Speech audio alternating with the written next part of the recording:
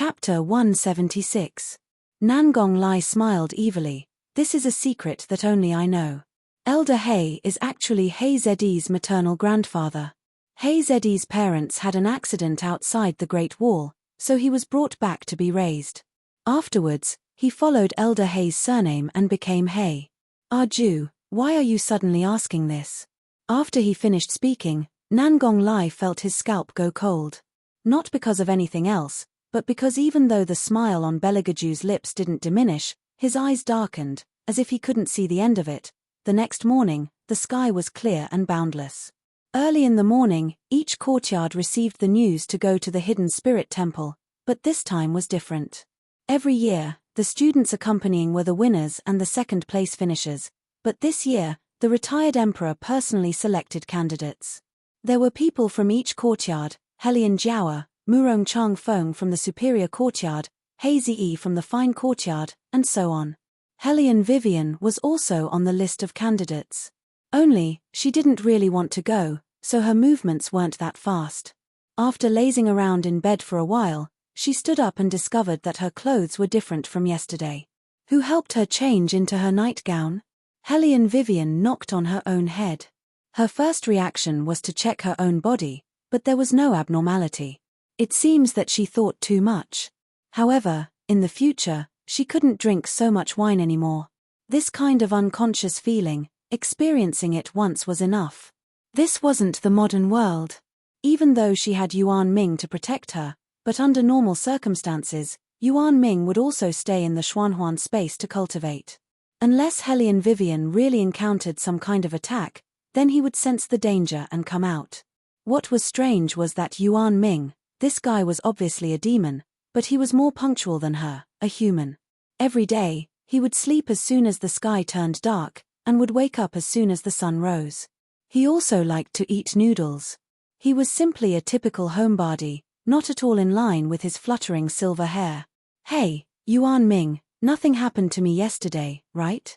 In order to avoid remembering anything, Helian Vivian said while rinsing her mouth. Yuan Ming lazily yawned. What could have happened to you yesterday? You slept like a dead pig, and you even hugged me in the middle of the night. Woman, let me tell you the truth. Although you are quite interesting, I don't have any thoughts towards you. Thank you, but I don't have any thoughts about you. Helian Vivian spat out the mouthwash in her mouth. Also, I'm hugging the ancient book, not you. Yuan Ming coldly snorted twice. He looked at himself in the mirror and asked, compared to your deskmate, this senior is actually not that much worse. What do you mean? Helian Vivian grabbed the towel and frowned. Why is there a wet towel here? Yuan Ming raised his chin slightly. Appearance. Of course. Helian Vivian casually placed the towel on the wooden rack and said, You're still far from it. Wake up, will you? Stop dreaming. My deskmate's appearance is not something you can achieve. What are you thinking about? Although Yuan Ming's appearance was also not bad, after seeing her deskmate's face so many times, she was immune to everything. That man was perfect from the beginning to the end. Helian Vivian almost suspected that he had cheats on him. Helian Wei was washing her face while ridiculing him in her heart. She was absent-minded and somewhat slow. Yuan Ming paused for a bit. The words that he originally wanted to say were swallowed back into his stomach. Since you don't know how to make this senior happy, then this senior won't tell you that you were almost eaten by a certain someone. Every time the young ladies from influential families went out, they had to make a lot of preparations, including what kind of clothes to wear, what kind of jewelry to wear, and what kind of hairstyle to match. Everything had to be tried several times. Even the rocking fan in their hands had to be several times more exquisite than the one made by others. What made these young ladies excited was that this time, not only was the retired emperor going to the hidden spirit temple, even the imperial family was called out. Dressed in military attire, he was like a deity at the front of the group. As the retired emperor's most beloved grandson, when his imperial grandfather went to burn incense, he naturally had to go along with it. But the reason for this was that the retired emperor still had other thoughts. Otherwise, he wouldn't have chosen so many young ladies to go out with him. Moreover, it was said that this time they were going out of the courtyard, and they had to stay at the hidden spirit temple for one night. All the basic necessities had to be taken care of there. Therefore, no matter if it was the young ladies or young masters, they all brought their own maids and attendants. On the contrary, Hellion Vivian was relaxed. She only brought a change of clothes and didn't bring anything else that was useless. In fact, from her point of view, those young ladies from influential families were doing some useless work. Since the third prince was leading the group, he would naturally be at the front and wouldn't have time to see what clothes they were wearing. However, speaking of which, since the last time they signed that contract, she and the third prince hadn't met. Since they met this time, they could talk about the matter of armament components. Because the journey to the hidden spirit temple wasn't close, the retired emperor had prepared carriages for the students early on. If the men were willing to ride a horse, they could ride a horse. If they weren't, they could ride a carriage. The servants served them attentively. The carriage was covered with plush cushions, making it very comfortable to sit on. But since ancient times, men were hot-blooded. Most of those men didn't ride a carriage. Instead, for people rode on war horses. Looking at them in a row, each one was extraordinarily handsome. It made those young ladies from influential families, who slowly walked over with their maids, blush. Hellion Vivian originally wanted to ask her deskmate what happened yesterday, but when she looked around, she didn't see the shadow of her deskmate. Her long eyebrows couldn't help but wrinkle. She was the only one from the inferior compound who was selected. Elder sister Jiao look at her looking around. She's really too petty. Standing next to Hellion Jiao was the daughter of the Liang family, who had recently become quite powerful in the capital. She was also a member of the fine compound. Because she had been in secluded cultivation, she didn't participate in this time's exam. Some people said that if she had participated, the current situation wouldn't be like this. However, the competition was already over. No matter what they said, it was futile. Hellion Jiao patted her hand and walked in small steps towards Hellion Vivian's direction. Wearing a light-colored 7 layers of brocade silk gauze, her eyes hid a poisonous intent that only Hellion Vivian could see. Elder sister, don't be so sloppy in a moment. If by any chance you do something and make the retired emperor angry, that would be disastrous. Hellion Vivian lazily lifted her eyelids, neither cold nor indifferent. It was as if she didn't put these two people in her eyes. Hellion Jiao coldly snorted. Her long skirt swayed, bringing out a terrifying arc. Even if she was more powerful in martial arts, so what? If she didn't know how to get along with people, and didn't know how to scheme in a fight, this little slut would still die. Hellion Jiao lifted her eyes. Her peripheral vision slowly slid past a carriage not far away. Her body brushed past a young lady from the good compound who was born of a concubine. The smile on the corner of her mouth became increasingly intense. It seemed that Mother had already arranged everything. This time, she was going to Hidden Spirit Temple. She wanted to make sure that Hellion Vivian would never be able to make a comeback. Chapter 177. Set out. Eunuch Sun held the horsetail whisk in his hand and stood at the very front of the Imperial Guards. He straightened his back and shouted with a sharp voice. Every student was very happy. After all, there weren't many opportunities to leave the academy. Not to mention the full schedule of classes, it was very difficult to ask for leave from the teacher.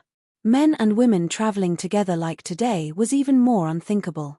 Therefore, no matter if it was a young lady from a famous family or a young master from an influential family, they were all looking forward to this trip to the Hidden Spirit Temple. Hellion Jiao and Liang family's young lady looked at each other and smiled. Supported by a maid, they entered the carriage. When Hellion Vivian turned around, she paused. It wasn't because of anything else, but because the carriage she was going to ride in had one of its wheels broken. If this kind of wheel went on a mountain road, it would certainly be unstable. In addition, at night, the mountain road was rugged and foggy.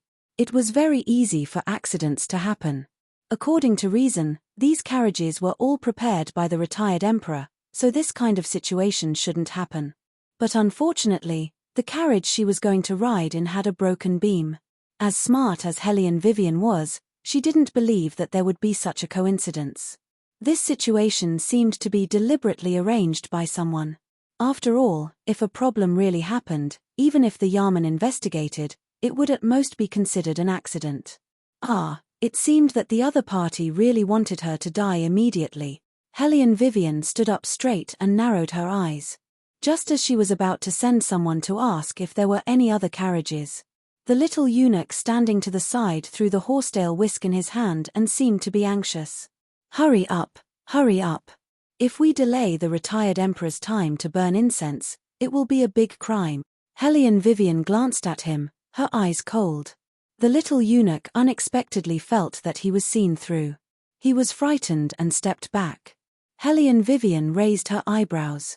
If someone sits in this kind of carriage and something happens, who will bear the responsibility? Miss Hellion, you really are joking. With the Imperial Guards, how could something happen? The little eunuch's eyes turned around and he said with a laugh, Miss Hellion should quickly get on the carriage. Hellion Vivian hooked his thin lips. You want me to get in the car, but there is one thing, you go up with me. This. The little eunuch's face paled as he took a step back. Originally, he was the one who had tampered with the carriage. He had seen and done this kind of thing many times in the imperial palace. Those concubines and concubines, you set me up, I set you up, there were too many to count. When he first collected the money, he felt that this method was very vicious. When the carriage was on the mountain road, as long as it encountered the night fog, the wheels would slip and it would rush to the bottom of the cliff. He could get rid of the other party without anyone knowing. At that time, the carriage would be smashed to pieces. No matter how angry the retired emperor was, even if he sent many people to investigate, he would not be able to find any clues. That was why the little eunuch dared to accept that person's money. What's more, the eldest daughter of the Hellion family standing in front of him didn't have any power or influence. She was also driven out of her home by the Hellion family. Even if she wore the Hellion family's surname, when all was said and done, she was still nothing more than a commoner. In the imperial palace, almost every day, a palace maid would jump into the river. The death of a commoner wouldn't cause much of a commotion. Only, what the little eunuch didn't expect was that when it was time to leave, Hellion Vivian wanted him to get in the carriage with her. The little eunuch thought about the consequences and his expression became even more unsightly. This isn't too convenient, this servant has a filthy body. It wouldn't be good to disturb Miss Hellion's peace. Then change the carriage for me. Hellion Vivian looked at him with a smile that wasn't a smile. The little eunuch was so anxious that the sweat on his forehead was about to come out. His tone also became impatient. There are no other carriages. Miss Hellion isn't afraid that someone will come and blame retired emperor for his itinerary? Then let them come and blame me. The corners of Hellion Vivian's mouth carried a light smile as light as the wind and clouds. She swept a meaningful glance at the broken wheel of the carriage, just in time to let them investigate. How could a perfectly good carriage suddenly become like this? Hearing what was said, the little eunuch panicked. He originally wanted to use retired emperor to pressure this Hellion Vivian. Even if she wasn't willing to get in the carriage, she had no choice but to consider the overall situation.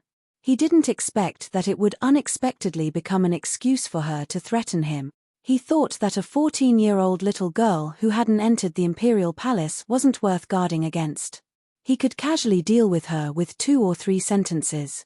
But now, he was caught between a rock and a hard place.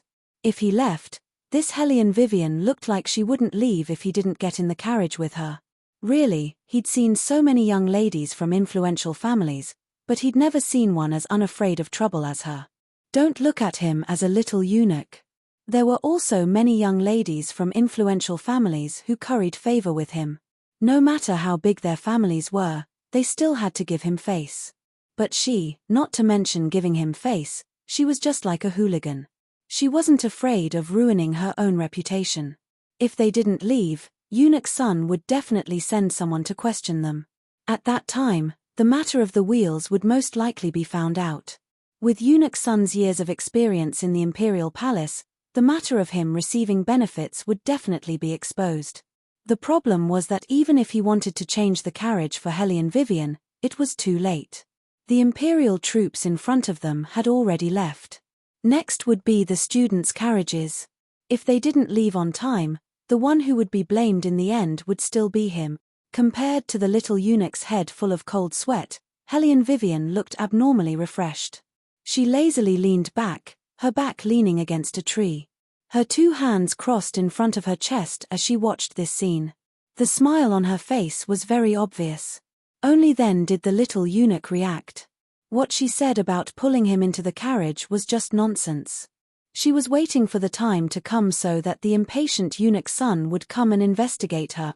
No, not investigate her, but investigate him. The little eunuch's back shook, his eyes widened. An unprecedented cold feeling engulfed his entire body. This woman, she already knew that he was the one who tampered with the wheels. Eunuch Sunday Hellion Vivian blew on her fingers and lightly smiled. The Hellion family gave a lot of money, right? The little eunuch's lips trembled, as if he was struck by something. His fingers also trembled. What is Miss Hellion talking about? This servant doesn't understand at all. Is that so? Hellion Vivian closed her eyes and rested. Then just wait for eunuch's son to come and ask. If he asks, you'll definitely understand. In a split second, the little eunuch's smile froze. He raised his head and looked at the smile on Hellion Vivian's face. It was as if he saw a demon that just walked out from hell. He no longer dared to treat her as a 14 or 15-year-old girl who didn't understand anything. He even somewhat regretted accepting this money. He absolutely couldn't wait until eunuch's son came to investigate. If eunuch's son came to investigate, that madam behind would inevitably be drawn out. Chapter 178. Miss Hellion, why don't you ride a horse? The little eunuch forced a smile. This servant has also prepared a horse here. Hellion Vivian smiled. You want me, an unmarried young lady, to ride a horse in public? This isn't too convenient. The little eunuch was speechless. She was using his words just now to block him. Furthermore, when had she ever cared about whether she was married or not? She clearly didn't want to leave. The little eunuch felt an unprecedented thorny problem. The little eunuch with the broken tail in front glanced at him, meaning for him to quickly follow. Unfortunately, Hellion Vivian didn't even move. The little eunuch thought that this time, he was really finished. If this matter was leaked, there was no need for eunuch's son to investigate, that madam would personally make a move. After all, only the dead could keep a secret. What to do? What should he do? Just as the little eunuch was at the end of his rope, a carriage suddenly stopped beside him. What's the matter? Did something happen to little sister Wei Wei's carriage? It was like this in the upper-class circle. Obviously, two people had only met face to face a few times, but they could call each other sisters. Hellion Vivian raised her eyes and looked at the person who spoke. That was a young lady from an aristocratic family from the good compound. She looked like a pretty girl from a humble family. Her father had just been promoted to the capital, and now it could be considered smooth sailing.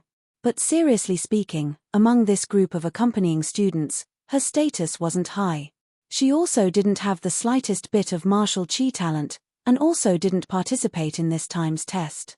Following to the hidden spirit temple like this was somewhat unexpected. Hellion Vivian's eyes flashed, and she smiled faintly. There really is a problem. The carriage's wheels are somewhat old, and we're currently waiting for eunuch's son to come and solve it. The wheels are old. That girl frowned and glanced at Hellion Vivian. She seemed to want to say something but hesitated, then she continued, if little sister Wei Wei doesn't mind, then sit in the same carriage with me. On this way up, us sisters can still talk to relieve our boredom. Hellion Vivian raised her eyebrows and was just about to refuse. The woman deliberately glanced at the wheel and said vaguely, coincidentally, I also have some things to remind my sister to be careful about. Oh! Hellion Vivian smirked. Then I'll have to trouble Sister Shen. What are you talking about? I'm just happy that you don't dislike me. As she spoke, Chen Wen glanced at the servant girls standing outside the carriage. Why aren't you helping little sister Wei Wei up yet? The servant girl was about to step forward. Hellion Vivian took a big step forward. No need, I'll do it myself. Younger sister has such charming skills. Chen Wen laughed lightly, waving the paper fan in her hand. Every movement was like a painting. Hellion Vivian sat next to her and smiled. She didn't say anything else. Chen Wen looked outside the carriage, her gaze intentionally or unintentionally falling on that young eunuch. Only after glancing in that direction did she lower the curtain, her voice low. "Let's go, don't miss the hour." "Yes." With a light wave of the horsewhip, the wheels left a trail of tracks in the muddy rain-soaked ground.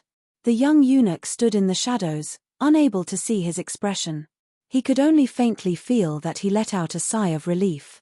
With the Imperial Guard leading the way, the carriages behind were much steadier than usual. In addition, these carriages were all personally prepared by the retired emperor. Sitting in them was very comfortable. There was even a small square table in the carriage. On the square table, there was a small teapot and a pile of dried fruits. The more she looked, the more it seemed like an outdoor outing. Hellion Vivian poured herself a cup of tea. The best thing about taking a mountain road was that it wasn't too hot. With the gentle breeze, one could see beauty everywhere. Hellion Vivian had just taken a sip of tea when Chen Wen, who was sitting next to her, looked left and right.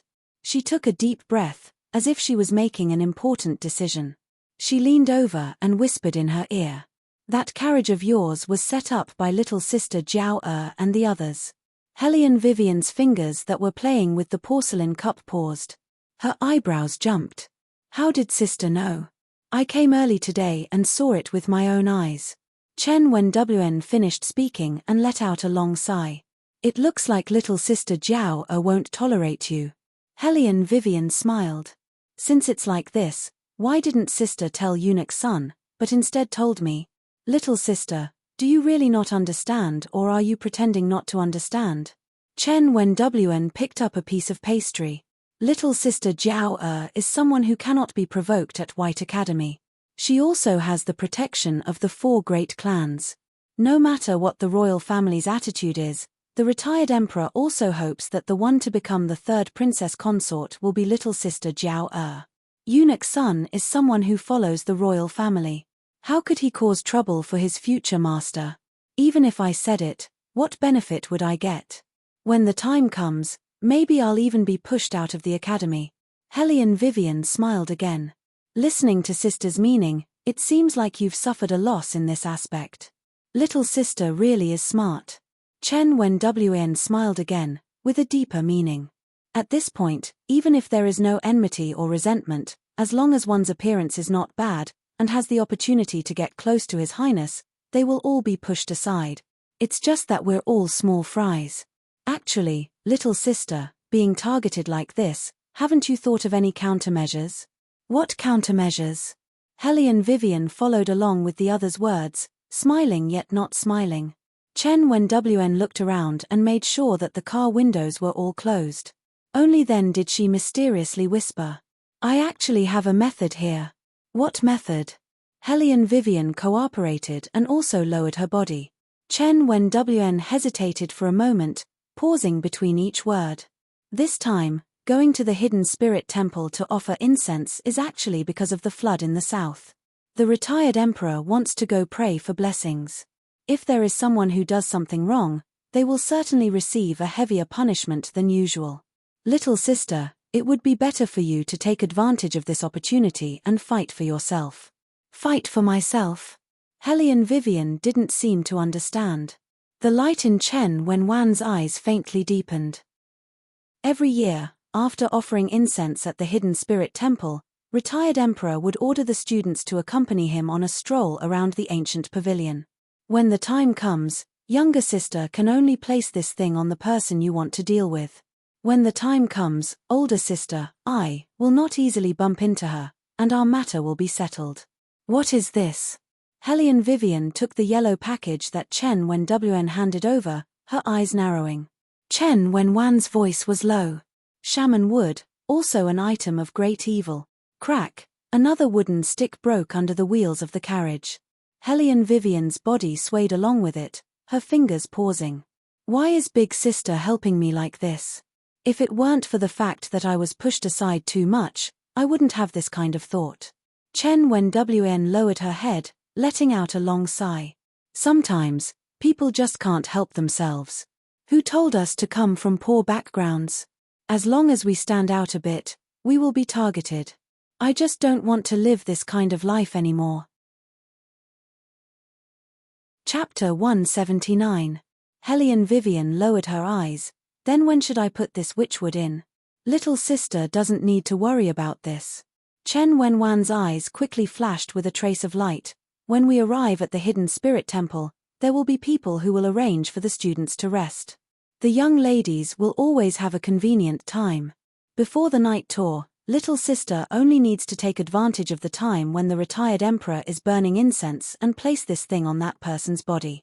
Hellion Vivian slightly wrinkled her brows. What if it's discovered? Little sister, you don't need to worry. With me as a cover, no one will see.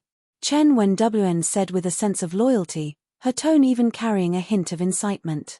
Hellion Vivian thoughtfully smiled. Okay, then let's try according to elder sister's method. Since someone had dug a hole for her to jump into, if she didn't go and explore, wouldn't that be too much of a pity? However, when the time came, the one caught in the middle would probably be someone else. The carriage traveled for about 8 hours before it was time to rest. Everyone sat in their own seats. The young masters of the aristocratic families sat across from each other, drinking water and chatting. Their elegant demeanor made the young ladies in dresses laugh one after another. In contrast to the men's side that was joyous and harmonious, the women's side was clearly divided into factions. No one was willing to sit together with Hellion Vivian. Even though she had won first place in the armament competition in front of everyone, in the hearts of the girls, she, who had no power, no influence, and even no looks, simply wouldn't accompany them to drink tea together. The servant girls served them meticulously, taking out the prepared osmanthus and lotus seed soup and pouring it bit by bit into the bowls. This was iced in advance and was most suitable for drinking when going out. Hellion Jiawa took the bowls and instructed the servant girl, let the other 2 older sisters have a taste too. Although it's not anything good, it'll quench their thirst. This ice-cold feeling really isn't bad. The young miss of the Liang family carefully drank a mouthful, using a handkerchief to cover the corners of her mouth. After seeing Hellion Vivian sitting across from her and eating steamed buns, she disdainfully curled her lips. Some people really are lacking in status. What kind of place is this, eating steamed buns and spiced beef? But what's up with that Chen guy? Why is he hanging out with that country bumpkin? Hellion Jiawa also glanced at Hellion Vivian and smiled. The young masters on the other side also noticed the commotion. While drinking the Longjing tea served by the waiter, he glanced in the direction of Hellion Vivian from time to time. The disdain on his face was very obvious. If not, this ugly person can't enter the Hall of Elegance. No matter how powerful she is, she's still a barbaric woman. A few of them laughed, and some even joked, with her looks, even if you send her to me, I'll have to think about it. Ha ha ha. The young masters spoke in a very low voice, and the bystanders could not hear them at all. If Hellion Vivian really heard this, the person who said this probably wouldn't live to see the next weekend. Moreover, they had never thought that one day, the person whom they disdained to even touch, would actually have such a stunning appearance to contend for the throne of the capital. However, this was all a story for later. As of now, Hellion Vivian still had that slightly dark face, and she was absent-mindedly nibbling on the steamed bun in her hand. Actually, her table manners were very good, with a kind of British elegance. With a smile that wasn't a smile, she would use wooden chopsticks to pick up a piece of beef and place it in her mouth. Her lunchbox was also very good-looking. It was made of pure wood, and its insulation was very good. After seeing the disdain in the little servant's eyes, her smile became even wider, but the depths of her eyes were ice-cold. Young Master He doesn't have to buy it. As soon as He Ziyi saw her like this, he knew that she was angry. Originally, the two of them often joked, especially this kind of joke about money. How come when someone else got involved, the flavor changed? This young master still hasn't spoken, why are you interrupting? He Ziyi indifferently said. Go prepare 1,000 taels of silver for Miss Hellion. He did this not only to tell the little servant that Hellion Vivian was different, but also to let those young masters know that some jokes shouldn't be made carelessly. After all, He Ziyi's identity was there. Seeing that he also ate the marinated beef, the other people also couldn't say anything. They could only embarrassedly move their gazes away and stop talking. Hellion Vivian naturally understood Hezede's intentions. She lightly laughed and said, "No need, how could I use 1,000 taels of silver? If you like it, then take it to eat. I also brought wine here, how about it?" Chapter 180. There's even wine. Hezede's eyes thoroughly lit up this time. "Quickly take it out and drink a few mouthfuls." Hellion Vivian made a sound of agreement and spread out the things she brought. Apart from the sourced beef, there were also small ribs neatly arranged. It looked like there were meat and vegetables, and it was still steaming. She then poured 2 cups of wine and really enjoyed it very much. The young masters naturally also smelled that fragrance, but since they previously mocked Hellion Vivian, it wasn't good for them to come here and ask for wine and meat. They could only swallow their saliva and smile, but in their hearts, they were very envious of Heze. Under this kind of environment, he could still eat a mouthful of food. One must know that after entering the temple, it was a vegetarian feast. Not to mention that not a drop of wine was touched, they also weren't allowed to eat meat. The young masters tasted tea and snacks and quietly gossiped. Unconsciously, their voices became louder and louder. On the other side of them was Bailey Jio's carriage. Eunuch Sun was worried that these discussions would disturb His Highness' rest, so he took a horsetail whisk and smiled towards this side. "Young masters, His Highness still has to lead the team in the afternoon and needs to rest. Everyone, please be quiet." "Yes, hehe, Eunuch Sun's reminder is correct. We saw that Heze, that guy, had a good relationship with that Hellion family's eldest young lady at some unknown time. We felt astonished in our hearts and couldn't help but say a few more words." "Is that so? What kind of good relationship?" An indifferent and deep voice came from the direction of the carriage. A few young masters raised their heads to look and saw Beligaju leaning against the window with his chin propped up. His face wore a silver mask, and the corners of his lips slightly sunk. Under the alternating shadows of the sunlight and branches, it formed a quiet beauty, but there wasn't a trace of a smile in the depths of his eyes. "Third Royal, I'm really sorry to wake you up, it's fine. His Highness just happened to feel bored and wanted to hear what you were talking about." Beligaju unhurriedly put down the teacup in his hand. His voice was indifferent, but it carried a kind of indescribable oppressive feeling. "No, I just feel that it's really rare for He-Eyes to be like this today. That Hellion Vivian brought a lot of things and is sitting over there with He-Eyes to eat." In front of Bailey Jioju, the few young masters naturally wouldn't be as unbridled as before. They were afraid that Third Prince would mistakenly believe that they were debauchees who specialized in gossiping about other people behind their backs.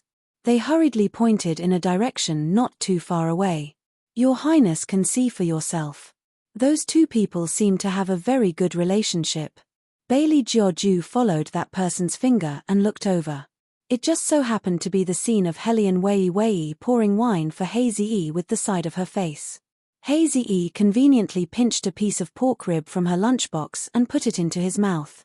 Bailey Jioju's dark pupils dilated in that split second, but he quickly calmed down. That handsome face was still as indifferent as before, with an indifferent appearance. It seemed that he was not very interested in what he was paying attention to.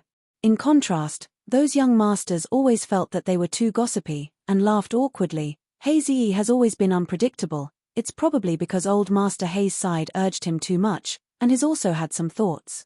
Speaking of which, he used to be pretty good to that childhood sister of his, but recently he's been rejecting that girl, but he's become closer to Hellion Wei. Could it be that he's serious this time? After saying that, they felt that saying this seemed to be even more gossipy. They might as well forcibly change the topic to Beligaju. "Your Highness, when will you get married?" 3 days later. Beligaju's tone was indifferent as he gave the other party a few words. Not to mention those young masters who were dumbfounded, even Eunuch Sun looked like he was struck by lightning. Three days later. Eunuch Sun stammered, somewhat forcing a smile. "Your Highness is joking again. You still haven't decided on a princess consort candidate. How can you get married? Also, the matter of you getting married, how come this old servant didn't know at all?" The retired emperor also didn't get the news, okay? Getting married, this kind of thing, shouldn't it be done by two people? Who is the other person? Your Highness, making this kind of joke that can be exposed as soon as you say it is really not suitable for you. Beligaju slowly glanced at Eunuch Sunday. Eunuch Sun's scalp trembled. Several young masters looked at each other. We won't disturb Your Highness any longer. There is still an hour of rest. Your Highness should get a clean sleep. After saying that, those people mounted their respective war horses. Bailey Jiao still maintained that posture, slowly closing his eyes. Eunuch Sun stood outside the carriage and watched as the smile on the corner of his mouth disappeared. A burst of coldness welled up between his eyebrows. After about half a stick of incense's time, the retired emperor ordered the rest to end and everyone was ready to go. Hazy heard the order and walked in front of his war horse. Before he could mount his horse, he was blocked by a slender figure. That man didn't seem to be deliberately waiting for him. He had an indifferent appearance, a silver robe with black hair, like an immortal under the moon.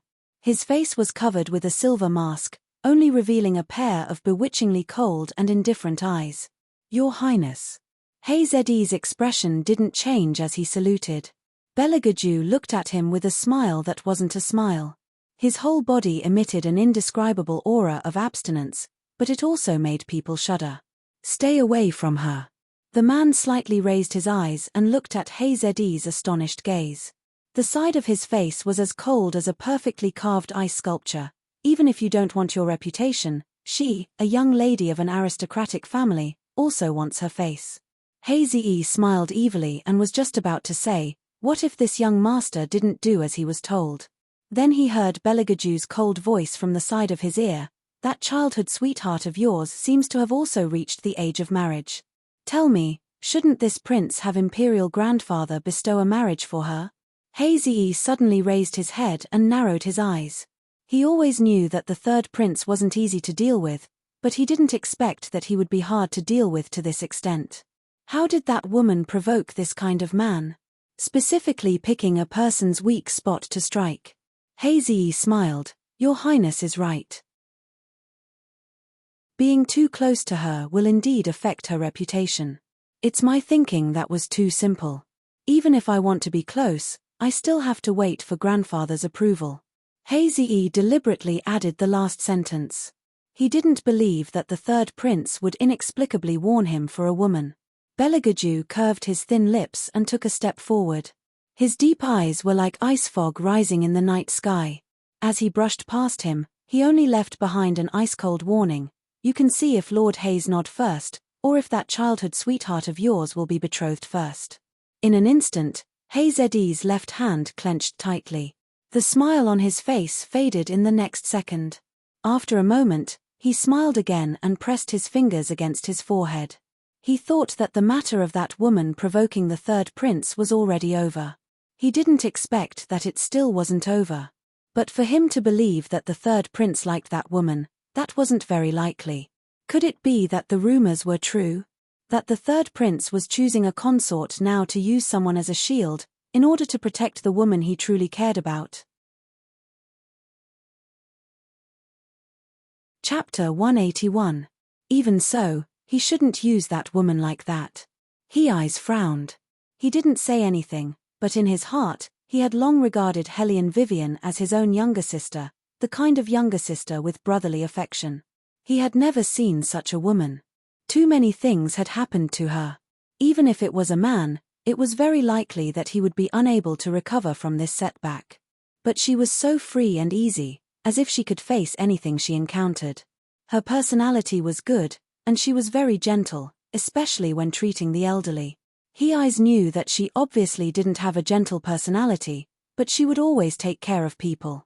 She had a sense of balance when interacting with people, making people feel very comfortable. It was no wonder that the people in the shop worshipped her like an idol, regardless of gender. However, it was because of this person that her family and power were taken away, and she was driven out by the Hellion family.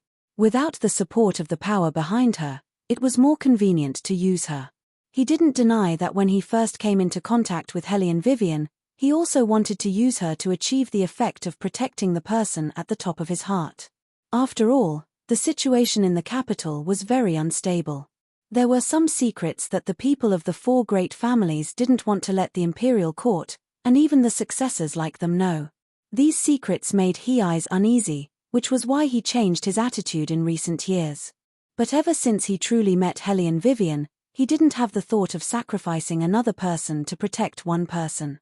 After all, he wasn't a member of the imperial family, so he didn't have to go to that extent. It was just that the person he liked had no interest in him at all. She also didn't care who he would marry in the future. That was why he repeatedly tried to get close to Hellion Vivian, wanting that person to regret it in the future. But when he did these actions, he was sure that even if someone really came to cause trouble for Wei Wei, he would be able to deal with it. Because he cherished this friend. As for what the third prince was thinking, he had no way of knowing. If the other party really chose Hellion Vivian to be his consort in order to protect the servant girl who was once very important to him, then no matter what happened in the future, Hellion Vivian would have to shoulder it by herself. The competition in the imperial palace was even more fierce than in the family. In addition, the current empress was not the third prince's biological mother, and the emperor was always obsessed with women. Once Hellion Vivian entered the palace, she would be like a piece of fish, waiting to be cut up. The third prince chose this third princess consort so that she could replace the woman at the bottom of his heart to block these knives. How could Hellion Vivian have it easy? After all, the third prince's thoughts were too deep. It was hard to say why he was doing this. In addition, the news he received when he returned to the capital recently was also related to that maid. Soon, this news would spread to the capital. At that time, what would the third prince do? It seemed that when he arrived at the hidden spirit temple, he had to find an opportunity to have a good talk with that woman and have her stay a bit further away from the third prince. It would be best if she didn't involve herself in this relationship of endless benefits.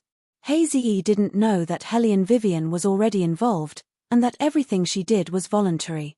Because of Hellion Vivian's identity, she was destined to be involved in this relationship of benefits. She definitely wouldn't stay out of harm's way. If she wanted to take back the Hellion family, she first had to stand on equal footing with the four great clans. Because what she had to face was not only those traitors of the Hellion family, but also the Su family, who had extraordinary influence in the court, Creek. At dusk, the wheels rolled through the last section of the journey to the hidden spirit temple. This section of the mountain road was very rugged. In addition, there were many trees on the mountain, so it wasn't very convenient to walk. Hellion Vivian didn't open her eyes, but saw that Chen Wen, who was sitting across from her, had already woken up. Sitting across from her, Chen Wen looked at her with her eyes wide open. Seeing that she was awake, a smile appeared on her face. "Younger sister, you finally left. The road ahead seems to be blocked. The guards are at the fork in the road. In this kind of weather, it's indeed easy for something to happen." Hellion Vivian curved her thin lips into a smile that wasn't a smile. In all likelihood, this road blockage was also man-made. Chen Wen used a handkerchief to wipe the water stains by the window. "Younger sister is right. We have to be a bit more careful. If the road ahead is really blocked, I reckon that in a moment, we'll have to walk all the way over." Hellion Vivian indifferently responded. As if it wasn't easy, Chen Wen asked one more sentence. "Younger sister seems to be very close with young Master He." "It's all right." Hellion Vivian smiled.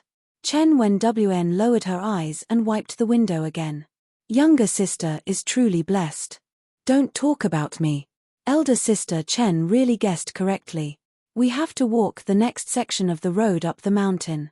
As Hellion Vivian spoke, she lifted the curtain of the carriage and strolled out. It was still raining outside. In front, the young ladies of the great clans had already received the news from the guards on horseback. One by one, they walked down from the carriage, their maidservants holding umbrellas as they stood to the side and waited. Hellion Vivian and the others were more or less at the end of the group.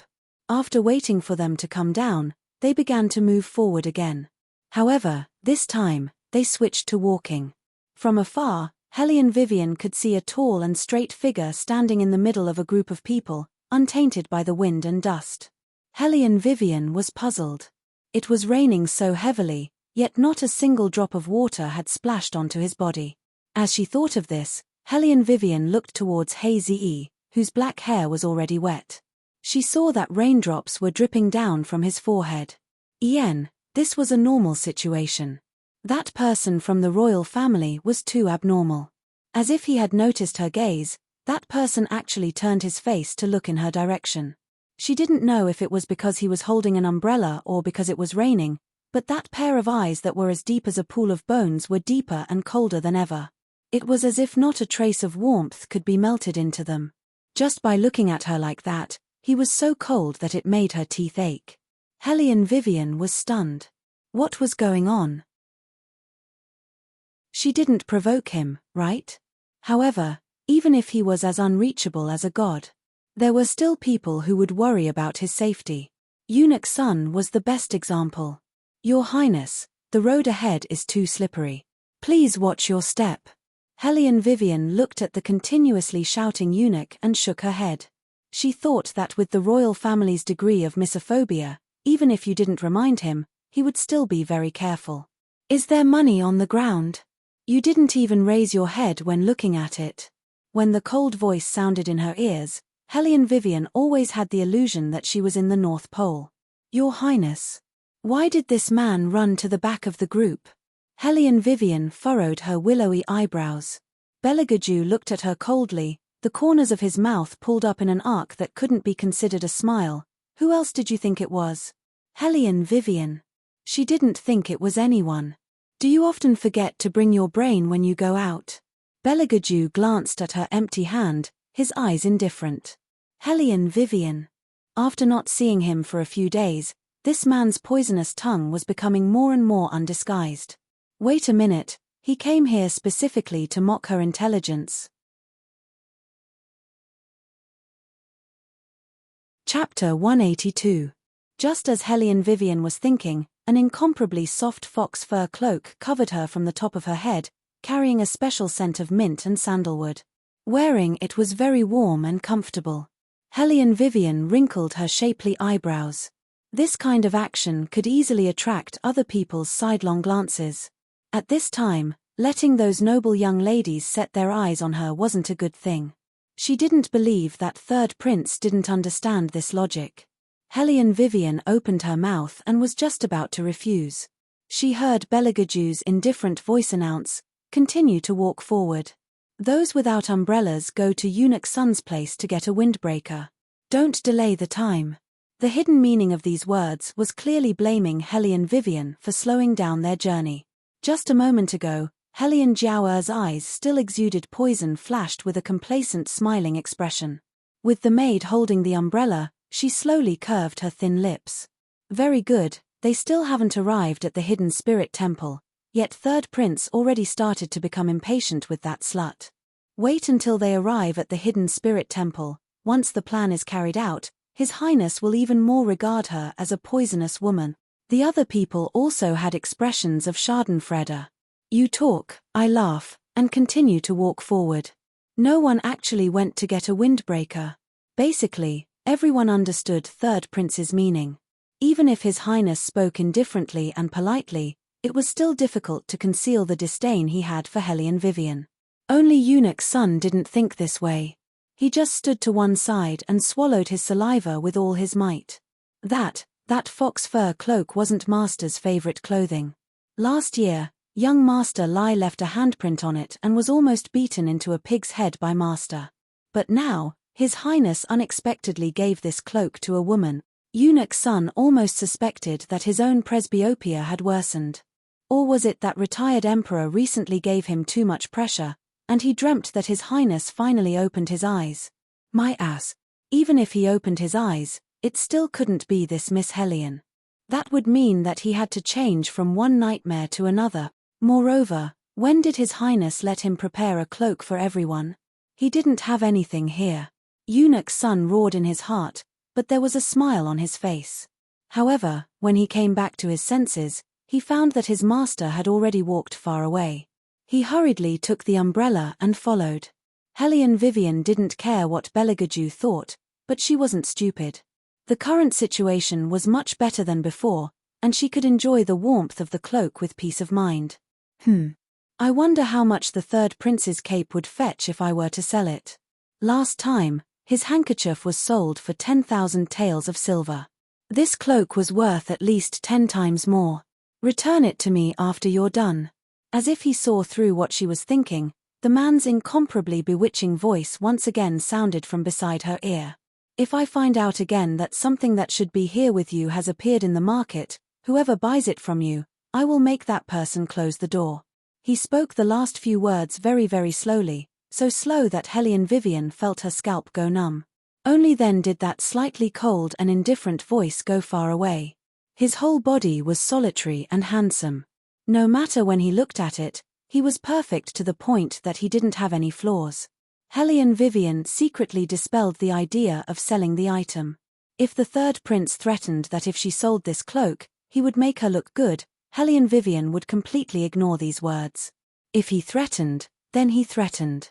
She, the Queen of Arms, wasn't someone to be trifled with. But the man said that whoever bought her cloak would have that person close the door. This kind of two-faced method, how did he think of it? Helene Vivian felt that she couldn't compare to the third prince in terms of shamelessness. Since she couldn't sell it, then she'd take it for herself. In any case, this cloak felt pretty good. Your Highness. Shadow quietly appeared behind Beligaju. He knelt down on one knee on the rainy ground. His whole body was dressed in black. Your Highness guessed correctly. There's a problem with this broken piece of wood. Beligaju's eyes flashed. Standing with his back against the light and under the setting sun, he was like a character who walked out of a manga. At this moment, his body was no longer indifferent and elegant. Instead, it was filled with a thick and heavy murderous aura. Protect the retired emperor well. Today, no one is allowed to enter the temple. Otherwise, kill without mercy. Yes. Shadow lowered his eyes and his figure once again disappeared. Originally, if they took a carriage, they would only need the time it takes to burn a stick of incense to reach the temple. But without the carriage, coupled with the fact that it had rained and the mountain was slippery, no matter how organized they were, by the time they reached the top of the mountain, the sky was already hazy and dark. Fortunately, the rain finally stopped. The imperial bodyguard who was leading the way ran over and was just about to knock on the door. Just as he was about to knock on the door, he heard a thick and old voice from inside, Amitabha. Lay down the butcher's knife and become a Buddha on the spot. I didn't know that there was a distinguished guest coming. Sorry for not coming out to meet you, sorry for not coming out to meet you. That voice was deep and distant with an indescribable tranquility, making it easy for people who heard it to lay down their hearts and return to nature. The imperial bodyguard looked left and right. He could only hear the voice but could not see the person. Unable to open the door, he was so anxious that his forehead was covered in sweat. Beligaju casually walked over. His eyes fell on the imperial bodyguard's waist. His voice was indifferent. Take away the knife. The royal is still the most intelligent and thoughtful. As soon as he finished speaking, the wooden door slowly opened. An old man in his 60s stood there with white hands. He had a white beard and white eyebrows, wearing a Buddhist robe. He was the temple's abbot. He fiddled with his Buddhist beads and laughed. This old monk knew that the retired emperor was coming and had already prepared a vegetarian meal behind the temple.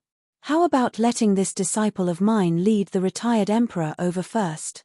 This old monk and the royal family haven't seen each other for many days. I still want to ask the royal family for advice on some Buddhist teachings. Basically, almost the entire Dragon War Empire knew about the grudge between the royal family and the Shaolin Temple. The situation was like this. That year, this temple's abbot was still a hedonistic young master who had not converted to Buddhism. He infiltrated the beggar sect's 3 major sects and became the leader of the entire capital. Beating anyone up was a matter of minutes, yet he fell into the hands of a little boy. Speaking of this matter, the temple's abbot was also unlucky. At that time, he mistook the third prince for some family's young master and kidnapped him to the mountain. Then they were beaten up. How could there be such a child in this world? No matter how powerful he was, he should have counterattacked on the spot. That way, They would not have been wiped out in one fell swoop. Even now, whenever Abbot Fang Zhong thought of a certain person's words at that time, he would gnash his teeth in anger. What did he mean by being kidnapped is also quite interesting. Did they look like toys? Did they? Since that day, they were swept clean by the soldiers. At that time, Abbot Fang Zhong found out that the little boy was none other than the world-famous third prince. Regarding this, Abbot Fang Zhong suffered a blow. Every time he did something, his purpose was to defeat this genius highness, including his conversion to Buddhism, because all the martial arts in the world were from the Shaolin Temple. This rumor was already not a secret in the capital. Therefore, as soon as Abbot Fang Zhong's words fell, everyone's line of sight turned towards Beligaju. He merely brushed away the non-existent dust on his fingertips and absent-mindedly said, "Want to find me to compete? Ask for advice on Buddhist teachings." Abbot Fang Zhong's expression didn't change as he corrected his words. Bailey Jiaoju grunted and faintly smiled like a demon. "Then forget it, I don't understand Buddhist teachings." Abbot Fang Zhong quickly opened his mouth. "It's a competition. A competition. Oh." Bailey Jiaoju lazily yawned. "It's cold on the mountain, I don't feel like moving." Abbot Fang Zhong, "Then you still want to compete with me? Are you playing with me?"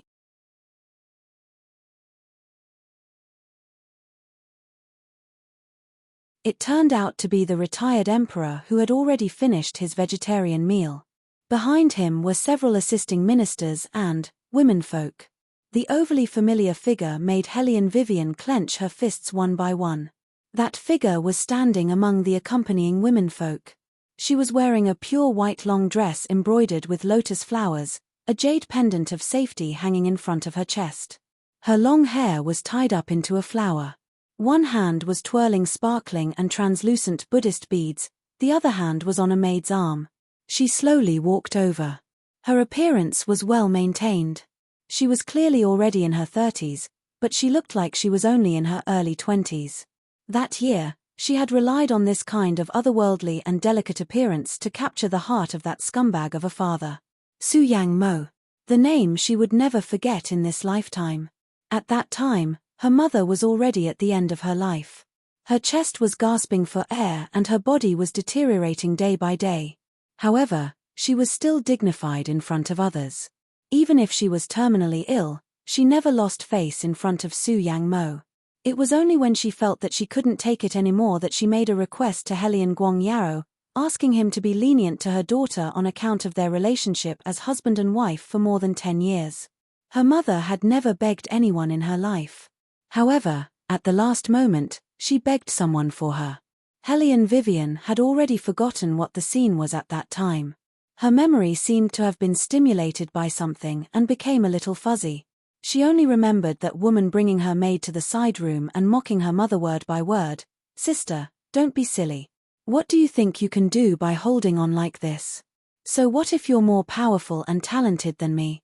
Your husband still chose me in the end. That's why I say, everyone has their own fate.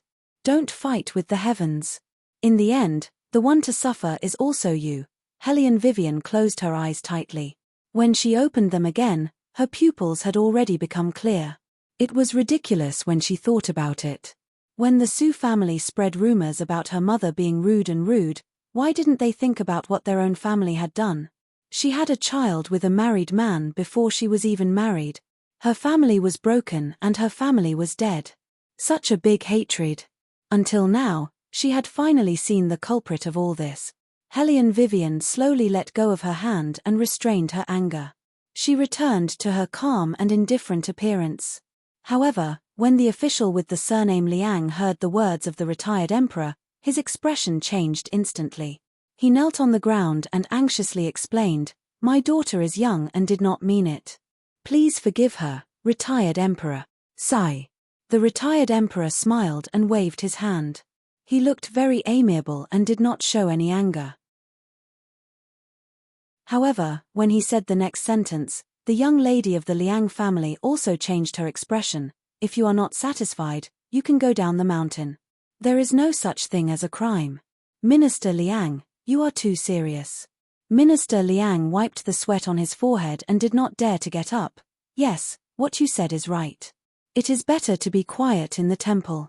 After the retired emperor said this, he continued to lead the officials forward. He had no intention of letting the official with the surname Liang get up. The young lady of the Liang family was stunned. She really did not expect that because of her words, she would fall into this situation. Was this the legendary emperor's prestige? She did not understand, but it did not mean that the accompanying officials did not understand. During this period of time, the Liang family was too favored. They were too favored and became arrogant. The retired emperor was not like the emperor. He was very clear-minded. This time, in addition to praying for blessings, he also wanted to take the opportunity to see the character of these young ladies. Since the first one to stand out was the young lady of the Liang family, he had to suppress her. It would also prevent others from having thoughts that they should not have. Chapter 184. Using both kindness and severity was the method of a ruler since ancient times. Hellion Vivian saw this scene but didn't say anything. She only curved her lips. This trip to the Hidden Spirit Temple wouldn't be as peaceful as the retired emperor had hoped. Eldest Miss Hellion Vivian was just about to enter the side room to eat when she was stopped in her tracks by an outstanding-looking servant girl. That servant girl was none other than Su Yang Mo's personal servant girl, Xiaolian, who served her all year round. She slowly walked towards Hellion Vivian. She was wearing a light pink long dress with satin on the outside. Although it couldn't be considered very beautiful, it revealed the amorous feelings that had been cultivated over many years. She was only a servant girl, but she ate and used better than her, a true member of the Hellion bloodline. Eldest Miss, Madam knew that you were driven out of the family and was upset. She didn't have much money on her, so she ordered this servant to bring you some jewelry. Madam said that you're about to get married and need these things. She was worthy of being Madam Su's head servant girl. Her eyes were obviously hiding disdain, but every word was appropriate. Hellion Vivian didn't immediately take the jewelry bag in her hand. She only curved her lips into a smile and seemed to be indifferent. How many years have you been in the Defense Division's residence? Xiaolian obviously didn't expect her to ask this kind of question. She was only slightly stunned and then answered, "This servant has been in the Defense Division's residence for almost 8 years. Wasn't it 8 years? When she was 7 years old, her mother passed away. The Defense Division's residence changed owners and Madame Su took power. Although she was still alive, she was raised to be a good-for-nothing. She looked on helplessly as there was enmity that couldn't be avenged, injustice that couldn't be heard. So it turned out that 8 years had already passed." Hellion Vivian took a deep breath. It was as if she could feel a slight chill in her breath. The more it was like this, the more harmless her smile became. "I'll accept these accessories. When I go back, I'll tell Madame Su that I, Hellion Vivian, thank her for taking care of me all these years." Xiao Lian wrinkled her eyebrows as she watched Hellion Vivian's departing figure. She felt that the other party's words just now had a hidden meaning behind them. However, after carefully thinking about how this trash had handled matters previously, Xiao Lian felt relieved. It wasn't that she hadn't heard of it before, and had also heard of Hellion Vivian's recent deeds. However, no matter how formidable she was, she still hadn't made any progress in the area of handling matters. This kind of character that didn't care about the consequences of others was the easiest to fall for other people's tricks. No matter how she looked at it, she only had some martial talent and didn't have the slightest bit of other things. Such a little girl dared to make things difficult for Miss Jiao. She was simply acting recklessly. In the past, Madam had disdained to deal with her because she was simply flattering her to death, causing this girl to live in a fog. Now that this girl actually didn't want to live like this, then her time of death had arrived. Xiao Lian lowered her eyes, which were imprinted with a venomous intent. "Madam." Millimeter Su Yang Mo, who was walking among the crowd, slowed down her pace. Little Lian leaned over and said in a low voice, "This servant has already given the jewelry box to that girl according to Madam's instructions." It was just as Madam had expected. That girl would never refuse money. Su Yang Mo turned the prayer beads in her hand. The setting sun fell, covering the entire temple's radiance. The night gradually enveloped the temple. After the rain, the temple unexpectedly appeared a little gloomy. After the vegetarian meal, according to the rules of the past, the students could rest. They could also go to the other courtyard to burn incense and divine their marriage. After waiting for the retired emperor to finish praying for blessings, only then would they go to the pavilion to appreciate poems. Helene Vivian had just walked to the side room she was staying in. She casually picked up the teapot on the wooden table, wanting to pour a cup of water, when she heard a knock on the door from outside. Opening the door, she saw Chen Wen, who was riding in the same carriage as her today, standing outside the door with an umbrella in her hand. She changed her clothes and said in a low voice, "Sister, it's time to make a move." A heavy downpour came crashing down. Left with no choice, all the students put on cloaks and brought paper umbrellas into the main hall. It was inevitable that they would be disrespectful to the gods, but the retired emperor wasn't an unreasonable person. Seeing that the rain was so heavy outside, he simply ordered eunuch Sun to call everyone to the side hall to save them from being drenched. The little eunuch who passed on the message was the one who arranged the carriage for Helene Vivian. He shook his head. "It's really strange. Why is the rain so heavy this year? I've never seen such heavy rain in the past." "Isn't it just a rain? You're making it sound a little too bizarre." Another one disagreed. The little eunuch's eyes turned, pretending to be serious. "How is it bizarre? Look at the trees by the side of the road when we came.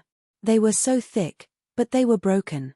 According to the folklore, this is a sign of great evil." "Really?" That person looked left and right, feeling his whole body turn cold.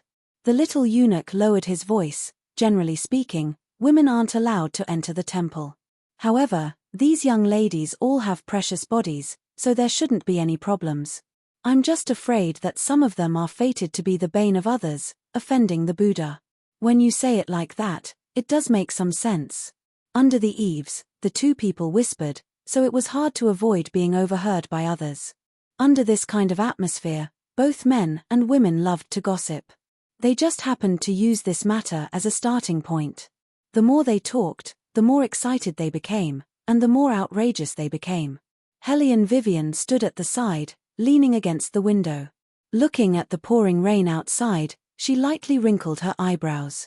She didn't know if it was because of the bad weather, but ever since she entered the temple, Helene Vivian felt that she couldn't figure out what was going on. It was probably because Yuan Ming was asleep again. Without his annoying voice, she really couldn't get used to it.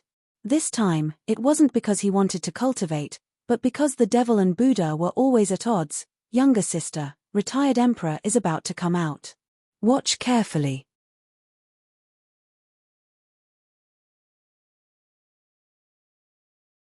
Chapter 185.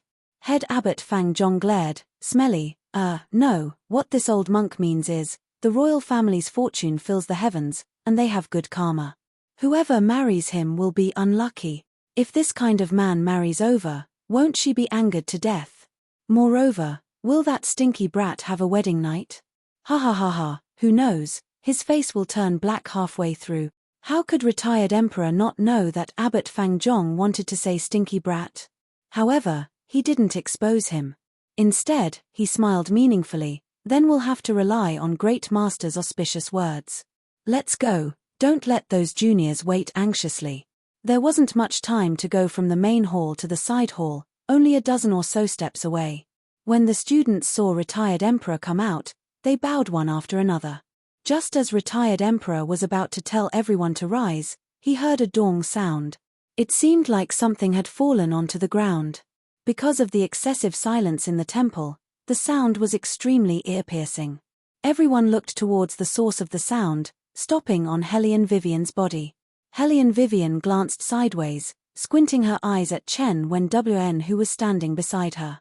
Chen Wen acted as if she didn't see Helene Vivian's gaze, her face revealing an astonished expression. Wei, why do you have so many things on your body?" Helene Vivian's lips curled into a cold smile, her arms crossed in front of her chest. "What I have on my body, isn't Big Sister Chen clearer than anyone else? If it wasn't for her earlier bump, how could these things have fallen?" It was agreed upon that when the time came, she would bump into Helene Jiawa. However, the one who was bumped into was her. It was truly a good play.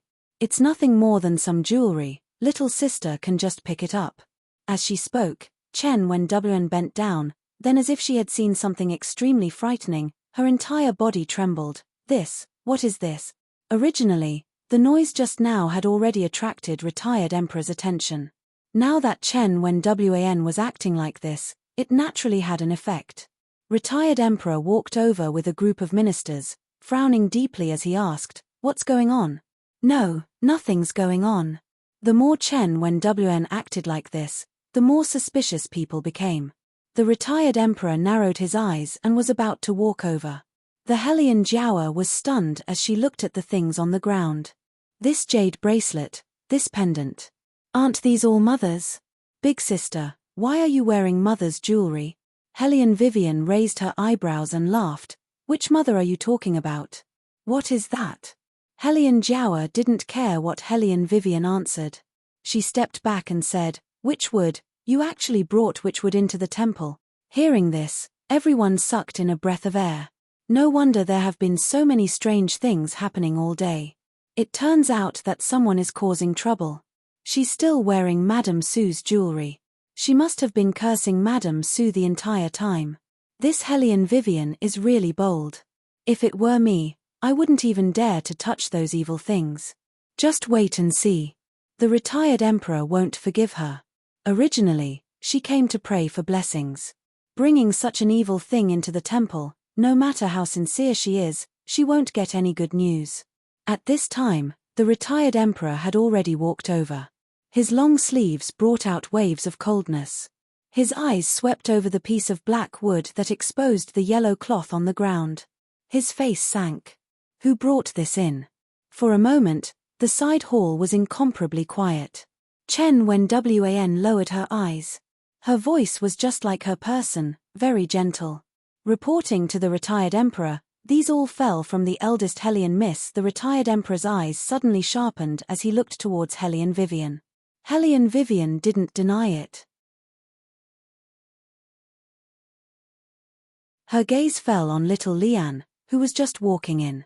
It was originally arranged, so Xiaolian wasn't very far away. She stood outside the side hall and waited, only waiting for the summons. This servant Xiaolian greets Emperor Emeritus. Long live Emperor Emeritus. Xiaolian knelt on the ground with proper etiquette, lovable and gentle. The Emperor Emeritus waved his sleeve, "Stand up." After he finished speaking, the Emperor Emeritus glanced at the Hellion Jiaowa. "If there's anything, you can ask her yourself." The Hellion Jiaowa said yes. She didn't waste time and bluntly asked, "Xiaolian, let me ask you. Did you give the jewelry on the ground that belonged to mother to eldest sister during the vegetarian meal?" Reporting to Miss, this servant did indeed follow Madame's orders to give eldest Miss a bag of jewelry during the vegetarian meal. After Xiaolian finished speaking, she pretended to be puzzled and tilted her head, but in that bag of jewelry, most of it was hair ornaments and hair ornaments, not the ones on the ground. She was lying. Hellion Vivian's pupils constricted, her gaze also gradually darkening.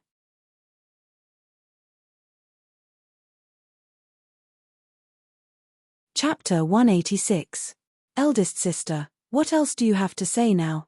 Hellion Jiaowa abruptly turned her head, her pair of beautiful eyes looked at Hellion Vivian as if she was looking at a heartless thief. "How mother treated you, everyone saw it with their own eyes, yet you treated mother like this. Not only did you not consider her good, but you even got the witch wood and her jewelry to put a curse on her. Eldest sister, you're so ruthless." This time, it could be said that the evidence was conclusive. Xiaolian's answer further proved Hellion Vivian's crime. Everyone looked at Hellion Vivian. That kind of gaze was like she was a poisonous woman. Retired Emperor's face also carried a bit of displeasure. He didn't expect that during this trip to Hidden Spirit Temple, someone would dare to use the GU in front of him. Nothing had happened yet Hellion family's girl dared to do this kind of thing. Wait until they arrived at the palace, then it would be terrible. Even if someone set a trap for her to fall into, that would also be bad luck. Retired Emperor wrinkled his thick eyebrows, his voice heavy as he said to Hellion Vivian, "What else do you want to say?" Hellion Vivian faintly smiled. "This servant girl's jewelry was indeed given to me by this servant girl. This servant girl doesn't understand why she would lie, but there is one thing I ask retired emperor to investigate clearly. Eldest miss, even if this servant girl is a servant girl, this servant also understands what is called propriety, justice, integrity, and shame. Don't wrongly accuse this servant. Xiaolian felt wronged and her eyes reddened. Those tears fell on her small, egg-like face, actually somewhat delicate and pitiful. Hellion Vivian took a step forward, reached out and pinched her lower jaw. Tilting her head, she curved her thin lips, then slapped her. Slap. That kind of crisp sound reverberated in the side chamber, appearing particularly ear-piercing. Not only was Xiaolian stunned by the slap, even Eunuch Sun next to retired emperor was also shocked. According to reason, under this kind of situation, shouldn't she apologize to retired emperor as soon as possible? This eldest Miss Hellion not only didn't apologize, but also slapped that servant girl. Such an arrogant hedonist, did she want retired emperor to give her the death penalty? Xiaolian never thought that Hellion Vivian would be so bold as to slap her in front of the Emperor Emeritus. She was Madame Su's head maidservant and had been in the general's residence for so many years.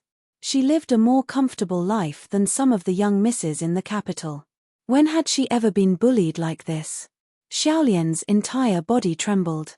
She was so angry that she couldn't even utter a single word. The retired emperor didn't expect this result and was about to fly into a rage. She then heard Wei Wei's tone of voice faintly say, "I'm talking with retired emperor, when did it become your turn to interrupt? Or is it to say, based on your looks, you can also make retired emperor unable to distinguish right from wrong and punish me for no reason at all?" As soon as her voice fell, the people around her sucked in a breath of cold air. This was especially true for Eunuch Sun, who was standing at the side. Even his hands were trembling. This Hellion Vivian really had guts. She actually dared to say such a thing. How could the retired emperor not understand? These words were simply meant for him to hear. In a split second, his face turned green as he continuously spat out a few words. Good, good, good. The eldest young miss of the Hellion family is truly as she said. Rude and unreasonable, unbridled, and disregarding the consequences. This old man wants to listen carefully. When did I not distinguish right from wrong? The retired emperor doesn't need to be so angry. Sometimes, when a person's acting skills are too good, it's indeed hard to see through them. What's more, you're also old. It's hard to avoid seeing things wrongly for a moment. Hellion Vivian smiled faintly. No matter who was standing in front of her, that queenly air didn't diminish in the slightest. Apart from his own treasured grandson, there was no one else who dared to anger him like this. The retired emperor sneered, "Hellion Vivian, do you know that based on these words of yours, this emperor can take your life?" Of course, Wei believes in the majesty of the emperor. Hellion Vivian's tone changed, however, in my heart, the retired emperor has always been a wise and discerning monarch. You wouldn't casually take someone's life. I won't hide it from the retired emperor. When I was young, I worshipped you the most, retired emperor. The retired emperor stared blankly. How could one give a person a slap and then give a red date? How the fuck was he supposed to call someone to drag her out and behead her? Cough, cough. Head Abbot Fang Zhong, who was standing to one side, wanted to laugh when he heard this. Unfortunately, there weren't many occasions, so he could only pretend to clear his throat. In fact, Head Abbot Fang Zhong especially wanted to ask, where did this girl pop out from? Why was she the same as that stinky brat? When she spoke, it made people feel both hateful and itchy, yet they couldn't do anything to her. Thinking about this, Head Abbot Fang Zhong looked towards a certain person and saw that person slightly narrowed his eyes. His black jade-like pupils carried a thick sense of danger. Head Abbot Fang Zhong furrowed his brows in puzzlement. Why did this stinky brat have such a strong murderous aura? No one provoked him, right? Could it be that it was because that girl's words offended the retired emperor? While Head Abbot Fang Zhong was still guessing on this side, Hellion Jiaowa had already opened her mouth. Lian, who was stroking Xiaolian, spoke in an indignant tone, "Big sister, you're going too far. Do you think that just because you said that, the retired emperor will spare you? You cursed my mother." Xiaolian only spoke the truth, Yet you beat her up like this. Is there still justice in this world? Saying this, Helian Jiaoer walked in front of the retired emperor and heavily knelt on the ground with a pa sound. Retired emperor. Xiaolian has followed my mother for more than 10 years and has never done anything wrong, yet she ended up like this. Jiaoer earnestly asks the retired emperor to give this commoner girl justice. Hearing this, the retired emperor pressed the space between his eyebrows. He didn't even look at Helian Vivian again. He waved his long sleeve, annoyed and somewhat perfunctory. He originally wasn't like this. After all, that grandson of his had never asked for anything.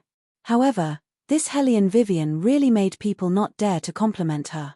This kind of vicious and merciless girl, how could he feel at ease leaving her by his grandson's side? Shadow, who was following beside Beligaju, saw the retired emperor wave his hand. His footsteps paused, and he subconsciously looked towards His Highness. However, before Beligaju could open his mouth, Helian Vivian chuckled. Younger sister keeps on cursing. Just now, I wanted to ask younger sister. You only saw a corner of that piece of wood and didn't know what was written on it, yet you insist that the wood on my body was which wood? Younger sister, how much do you want the retired emperor to punish me? That's why you spared no effort. Helian Vivian said the last sentence very indifferently. However, in Helian Jiaoer's ears, it was extremely stupid. She was still defending herself in this kind of situation. It was truly laughable. Could it be that she couldn't see that in this kind of situation, no matter what she said, the retired emperor wouldn't spare her? Servant Xiaolian also thought so. She sneered in her heart, but her face was tearful. Eldest miss, something has happened. It doesn't matter if you wrongly accuse me. After all, I'm just a servant. Even if you wrongly accuse me to death, it's not worth anything. However, Miss Jiaoer's heart is kind and pure, yet you say this about her. Eldest miss, you've really gone too far.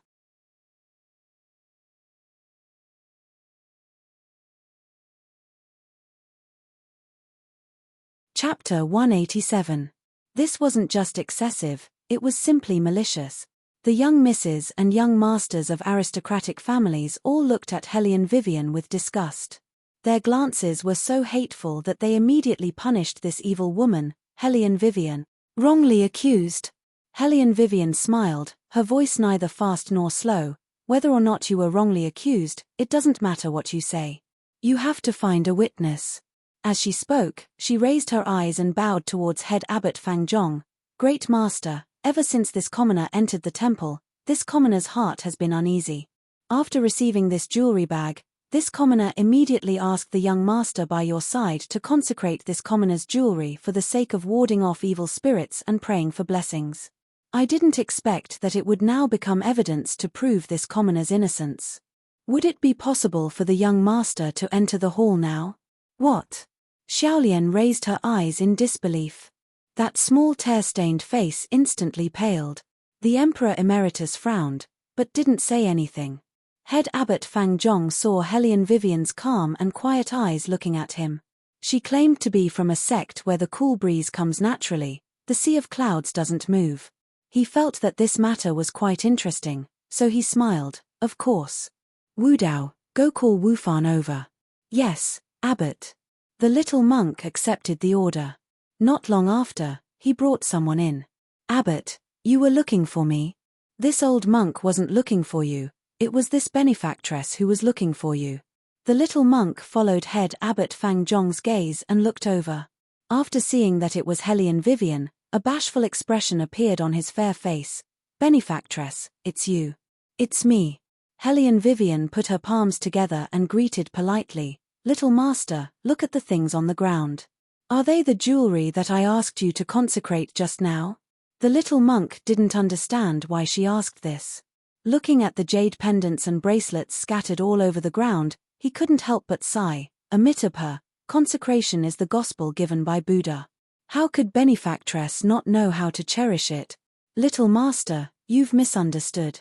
It's not that she doesn't know how to cherish them. It's that someone wants to frame her. They deliberately bumped into her and insisted that she stole these things. A deep and ruminating voice sounded from the side of the door. Everyone looked over, only to see He-Eyes, who hadn't said a word all this while, lazily leaning against the wooden door. He crossed his arms over his chest and raised his eyes, his gaze indifferent. As soon as He-Eyes finished speaking, not only did Xiaolian's entire body tremble, even Chen Wenwan's face paled as she took a large step back. Why? Why did young Master He speak up for that woman? The little monk was stunned for a moment before he answered instinctively, "These things all belong to that female benefactor." As he spoke, he pointed at Xiaolian and then at Hellion Vivian. "I gave it to this benefactress." This poor monk was right outside the room at the time and saw it with his own eyes. "How can you say that I stole it?" That is to say, someone really did lie, and kept saying that he was wronged and had a sense of propriety. He-Eyes glanced at Xiaolian with a faint smile. Madame Su's maidservant has truly opened this young master's eyes. With a snap sound, the jade bracelet in Xiaolian's hand fell to the ground, shattering into pieces. Her eyes shook as she tried her best to suppress the panic on her face. She never would have thought that this woman would ask someone to consecrate these accessories right after she left. Was this still that uncivilized girl who didn't understand anything in the past? Since when did she have such a deep scheming heart? Xiaolian raised her head and looked over, only to see Hellion Vivian looking at her with a faint smile. However, there wasn't the slightest trace of a smile in those eyes. Suddenly, she seemed to have understood something, and an unprecedented fear flashed through the depths of her eyes. No, it couldn't be. She couldn't possibly be that smart. But the things she did made it so that she couldn't help but think in that direction. Since this woman had asked the little monk to consecrate these accessories, why didn't she just directly ask the little monk to identify these accessories, instead of calling her over first? Only after she had lied according to Madame's instructions did that woman say that she had actually already asked someone to consecrate these accessories. Was she overthinking things? Why did she feel that all of this was a deliberate trap set up by Hellion Vivian? It was all for the sake of beating them at their own game and dragging them all in. Otherwise, Hellion Vivian could have called the little monk out to prove her innocence at the start. She wouldn't have had to make such an unnecessary move like this. When Xiaolian thought of this, her entire body inexplicably shuddered. She looked at Hellion Vivian with a trembling body, as if she was looking at a demon. However, Chen Wen-Wan, who hadn't experienced this kind of scheming, still hadn't seen through the situation. She only glanced in Hazy's direction, her white teeth tightly biting her red lips. "Young master's saying this, isn't it too early to come to a conclusion?" The little monk said that he consecrated Wei Wei Mai Mai, but who saw it? That pitiful servant girl even said that she sent over something else. There's no one to prove it, so how can you say that it was the servant girl who lied and not someone else who deceived her? Hazy still didn't speak. That little monk got angry, saying with a red face and thick neck, "Benefactress, monks don't lie. I'm a Buddhist disciple, and I disdain lying to deceive others. If you don't believe me, you can have head Abbot Fang Zhong smell it. As long as an object has been consecrated, it will leave behind a sandalwood fragrance for an entire night." Ha ha ha, this old monk's disciple is right. Head Abbot Fang Zhong laughed heartily. He directly leaned over and picked up one of the jade bracelets, placing it under his nose and smelling it. "It's indeed been consecrated." The little monk heavily snorted at Chen Wen-Wan, as if saying, "You can slander me, but you can't slander my character as a monk. Monks don't lie." After seeing this scene, everyone turned silent. Their gazes couldn't help but turn towards Xiaolian. After a servant girl delivered the accessories, she actually lied. Everyone wasn't a fool, and naturally guessed that this matter wasn't so simple. Their gazes towards the Hellion Jiao also carried guesses. How could Hellion Jiao endure this kind of gaze? With a pa sound, she slapped little Lian's face with the back of her hand, as if she hated iron for not becoming steel. Her thin lips slightly trembled. "Mother and I trusted you so much, how could you speak without thinking?" That slap was much more ruthless than the one that the Hellion Vivian had given her. When the Hellion Vivian had slapped her, she hadn't thought of slapping her until she couldn't speak anymore. After all, this play had no meaning without Xiaolian. The Hellion Jiao, on the other hand, slapped her, bringing along a buzzing sound of martial qi. Xiaolian's entire face was swollen, blood seeping out from the corner of her mouth. Not to mention opening her mouth to speak, even maintaining a kneeling position was a bit difficult. She also didn't dare to say anything, only continuously kowtowing, begging the Emperor Emeritus for forgiveness. It was this servant who let Miss and Madam down. It's just that eldest Miss's usual arrogance is too great. This servant couldn't bear to see it, and thus lied. The Hellion Vivian calmly listened, her thin lips indifferently hooking up. Was she trying to separate Madame Su from the Hellion Jiaowa?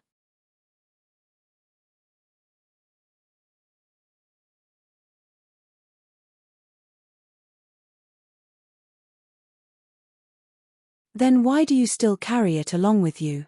Hellion Vivian cast a sidelong glance towards Chen Wen. I don't know how I've offended Miss Chen, to make Miss Chen be so overbearing towards me. Before entering the temple, Miss Chen still called me younger sister, younger sister. After entering the temple, you can't wait to see if I'm that wicked beyond redemption person. Then shouldn't I be suspicious of Miss Chen's original purpose for approaching me? Miss Hellion, you actually look at me like this. Chen Wenwan's eyes shook, as if there was a glimmer of water swirling within. Outside the temple, I saw that you met with difficulties, so I let you enter my carriage. Now, Miss Hellion unexpectedly said that I had an ulterior motive.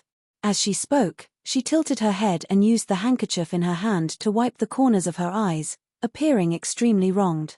Hellion Jiaowa shook her head and looked towards Hellion Vivian with condemnation in her eyes. Eldest sister, I really don't understand how the current you became like this. We helped you, yet you feel that we have an ulterior motive. You're jealous of us in your heart, so you brought those things that can't be brought to the table.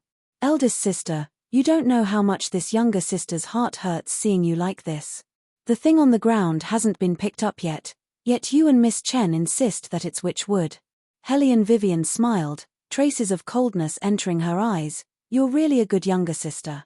I've never seen a younger sister who's so eager for her older sister to die. As she spoke, Hellion Vivian bent down and picked up that piece of witch wood that was still hidden in the yellow cloth bag. She lightly pushed it up, and that piece of witch wood was completely exposed. This is the witch wood that you keep on talking about. Hellion Vivian raised her eyebrows and smiled. I'll have to ask Eunuch Sun to step forward and see whether or not this is an evil thing that harms people. Hellion Jiaowa was the closest to Hellion Vivian. Now that she clearly saw the words engraved on that piece of sandalwood, her expression suddenly changed greatly, and all of a sudden, she was somewhat flustered. Eunuch Sun also stared blankly. What kind of witch wood was wrapped in that yellow cloth?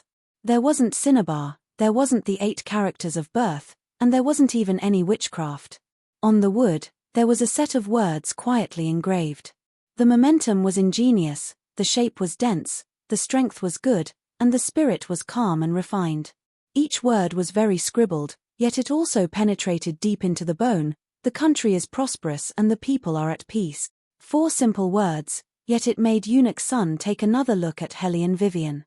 Nowadays, there were very few women in the world who could have such a breadth of mind. He couldn't help but smile. Miss Hellion can be this magnanimous, truly makes this old servant admire you. If this old servant's guess isn't wrong, this ought to be the hidden spirit temple's incense wood. It's been exposed to the smell of incense all year round, and can concentrate and nourish the eyes. Only, I don't know how Miss Hellion obtained this piece of incense wood. Once Eunuch Sun's voice fell, the people present were in an uproar. Wasn't it witch wood? How did it become incense wood? Incense wood. Chen Wen was even more shocked. Turning her head to look, her lips were pale and somewhat trembling. How was this possible? That yellow cloth was clearly something she handed over to Hellion Vivian. Inside that cloth was witchwood engraved with curse words. How could it become incense wood? Eunuch Sun, could it be that you saw wrongly? Chen Wen panicked, anxiously wanting to take a step forward to take a closer look. Hellion Vivian's body moved to the side, blocking in front of her. Her lips curved into a light smile. Miss Chen, how much do you hope that this is a piece of witch wood? So much so that you don't even believe Eunuch Sun's words. Hellion Vivian.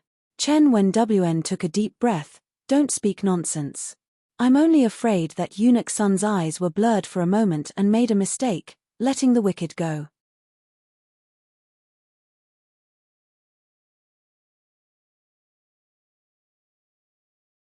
Chapter 189. She bit her lip, still wanting to say something. But then she heard a deep and indifferent voice, languid and extremely sexy. You don't believe in Eunuch Sun's eyesight, but what about this highness? Belagaju walked out from the deep shadows. His elegant figure appeared exceptionally handsome under the contrast of the fur cloak. His eyebrows and eyelashes were deep, his black eyes were deep, and his temperament was outstanding, so cold that it made people terrified. Chen Wenwan's entire body trembled, her legs were so weak that she wanted to kneel on the ground. Seeing this, the Emperor Emeritus wrinkled his brows, his expression also becoming cold. Bring the thing over. Yes. Eunuch Sun raised his hands high, presenting the incense wood. When he saw the words engraved on the incense wood, the Emperor Emeritus's eyes flashed. He turned his head to look at Hellion Vivian. This is, Hellion Vivian smiled faintly. Weiwei said that she worships Emperor Emeritus very much. During this time of drought, you personally went up the mountain to pray for blessings. Weiwei admires your concern for the country and the people. A commoner woman is light and weak, so there's not much to do. I only heard that the incense wood in this hidden spirit temple will grant one's wishes, so I had the little monk bring me to a side courtyard to ask for one. The little monk stood beside Hellion Vivian and nodded his head heavily. He chanted Amitabha before saying, Benefactress walked all the way here, going up 199 steps and kowtowed a total of 990 times. With such sincerity, Buddha will definitely bless you with good news. Holding the incense wood in his hand, the Emperor Emeritus felt as if he had been slapped in the face. After a moment of silence, he turned to look at Hellion Vivian. For the first time, his usually calm eyes carried an apologetic expression. Good child, you're very considerate. Having heard what was said, Hellion Jiao's complexion became exceptionally unsightly. She abruptly clenched both of her hands, then slowly released them again. She suddenly realized that no matter if it was her, little Lian, or Chen Wan, they'd all been duped by Wei. Before they entered the temple, Hellion Vivian had expected everything. She had held back, not because she was flustered, but because she was waiting for them to walk right into her trap. At this moment, the Hellion Jiao regretted to the extreme. The woman in front of her was really different from before. Not only was her martial chi different, but she was also scheming. Originally, she wanted to frame her in front of the Emperor Emeritus so that she could completely infuriate the Emperor Emeritus and never have the chance to make a comeback. Now, she had unintentionally paved the way for that woman. After such an incident, the Emperor Emeritus would definitely feel guilty towards Hellion Vivian. In the future, he might even take care of her. Thinking of this, the Hellion Jiao's heart was filled with hatred. She forcefully bit through the thin flesh in her mouth. Her mouth was full of blood, but she had no choice but to swallow it down. Hellion Vivian looked at her and smiled faintly. Now that I've proven my innocence, I have something I want to ask little sister and Miss Chen. I clearly have a piece of incense wood on me, so why did you say it was witchwood without even looking at it? What is the reason for this? Chen Wenwan's thin and colorless lips couldn't say a single word. Hellion Jiao forced a smile. From a distance, that incense would look similar to witchwood. That's why little sister thought. Little sister. Hellion Vivian calmly interrupted her words. You want to tell me that this is all a misunderstanding? Hellion Jiao nodded, the rims of her eyes slightly red. I've wronged big sister. We really did see wrongly.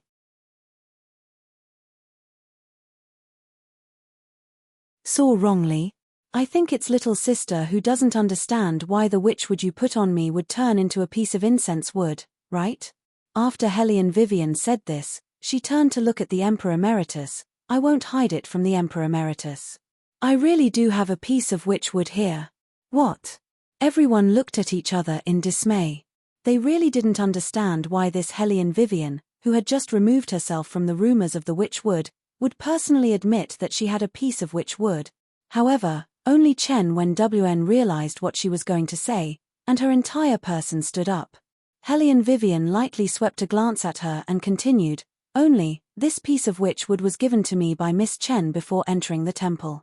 Helian Vivian, don't make slanderous accusations. Chen Wen furiously roared. That kind of twisted little face didn't have the slightest bit of gentleness from before. Helian Vivian smiled, her eyes shining as if they were covered with a layer of dazzling light. Miss Chen, the ones making slanderous accusations from start to finish were you guys. Why do you think I wanted to cooperate with you and get on your carriage? I just wanted to see what kind of tricks you were going to play. I really didn't expect that Madame Su, in order to deal with me, would actually send a young miss from an aristocratic family. Miss Chen, you're not a student from White Academy who's participating in this year's exam, yet you appeared in the entourage. Presumably, only the Su family, who can cover the sky with one hand in the imperial court, can help you do this. Only, you've underestimated me too much. You want to kill me with just a piece of witch wood. You really think I, Helian Vivian, am still that year when I let you bully me, the orphan child who can't speak? As she spoke, Helian Vivian took a step forward and heavily kneeled on the ground. Her voice was louder than Helian Vivian's kneeling, and more solid. The instant her long skirt fell to the ground, it practically stirred up the water on the ground. The drizzle drizzled, and the evening wind gusted. Helian Vivian raised her head, her long sleeves fluttering in the wind. Retired Emperor, that year, my grandfather was 60 years old. In order to protect the Dragon War Empire's territory, he overturned the border with his army and dyed the mountains with blood. He brandished a war blade and spread the spirit of war. Therefore, you conferred my Helian bloodline as the Defense Department, meaning to protect the family for the country and wholeheartedly serve the people. But unfortunately, I've been a good-for-nothing since childhood. I don't have a grandfather, nor do I have a mother. Even the position of the head of the family was given to someone else. Therefore, I deserve to be bullied and humiliated, cursed as a barbaric profligate. After all, I lost my own family business. As Helian Vivian spoke, her back was very straight. Although she was in a kneeling position, she gave everyone a kind of indescribable handsomeness. But now that I've grown up, I understand what honor and disgrace are. I don't want to let people smear my reputation like this, and not say anything. I think that year, when my grandfather brandished his blade to protect the family and the country, it wasn't for the day that I would stand here and be schemed against for no reason. When I was young, he would hold me in his arms. The sentence he said the most was, Yarrow, when you grow up, you must become a top-notch martial chi master and follow by retired emperor's side. Only this way can you protect my Dragon War Empire and ensure the prosperity of the people. All these years, no matter what happened, I've always remembered these words.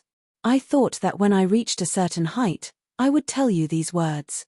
But now, it seems that you may not want to hear them. After all, the current head of the Defense Department is also surnamed Su. Retired Emperor, you also have misgivings. Retired Emperor looked at the small face before his eyes that was somewhat similar to Old Man Helian's. His heart received a huge shock. He suddenly realized that previously, he wasn't willing to let his grandson marry this child. Was he really wrong?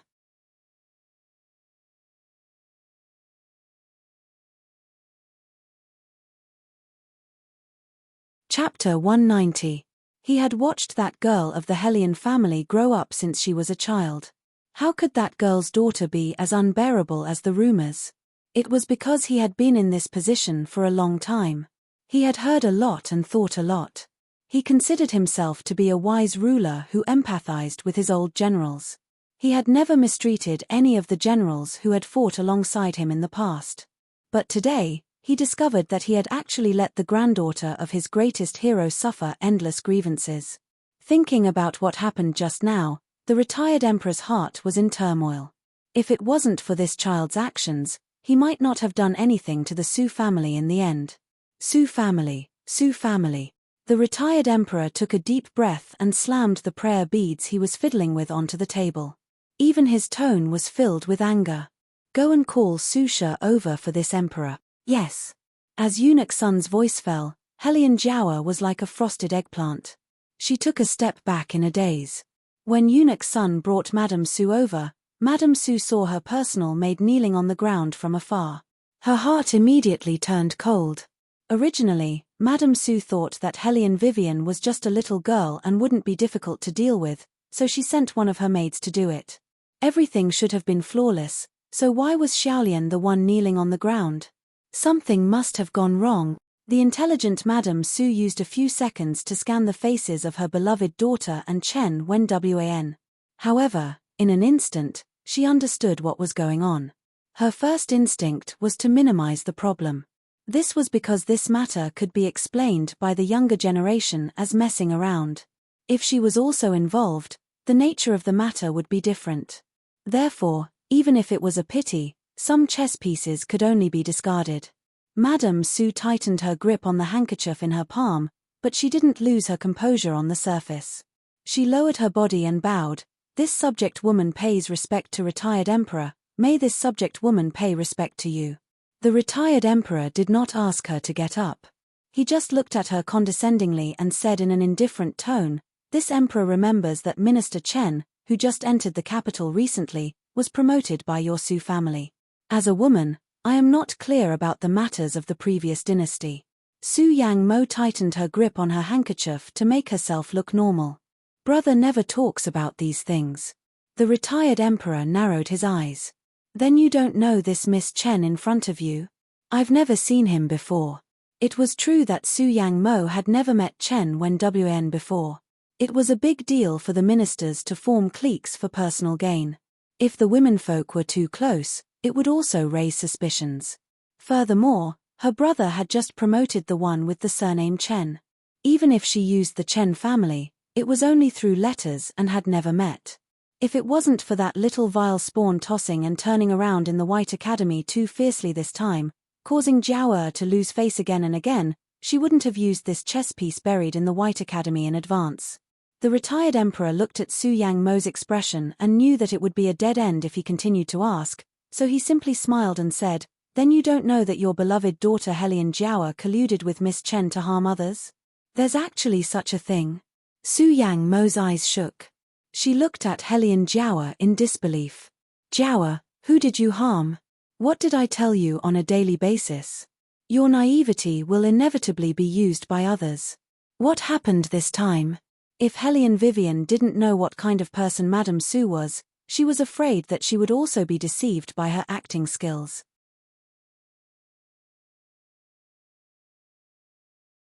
Compared to Hellion Jiao, her mother was the one who had really practiced the skill of being shameless to the extreme. "Madame Su." Hellion Vivian slowly walked towards her, the corners of her mouth carrying a smile, her aura oppressing people. "I once read a book. That book wrote like this: if a person is really surprised, their facial expression can at most maintain it for 2 seconds. If it exceeds 2 seconds, it proves that this person is not really surprised, but is just pretending. Madam, I've calculated the time. I'm afraid that you've maintained this expression for at least 5 seconds. Su Yang Mo did not expect that the little girl who used to be so timid when she saw her would suddenly become so domineering. Thinking about the news she had received these days, she narrowed her eyes slightly and put on her usual attitude. Wei, is this how you talk to the mistress of the household? Is this all you've learned in the White Academy? How dare you offend your elders?"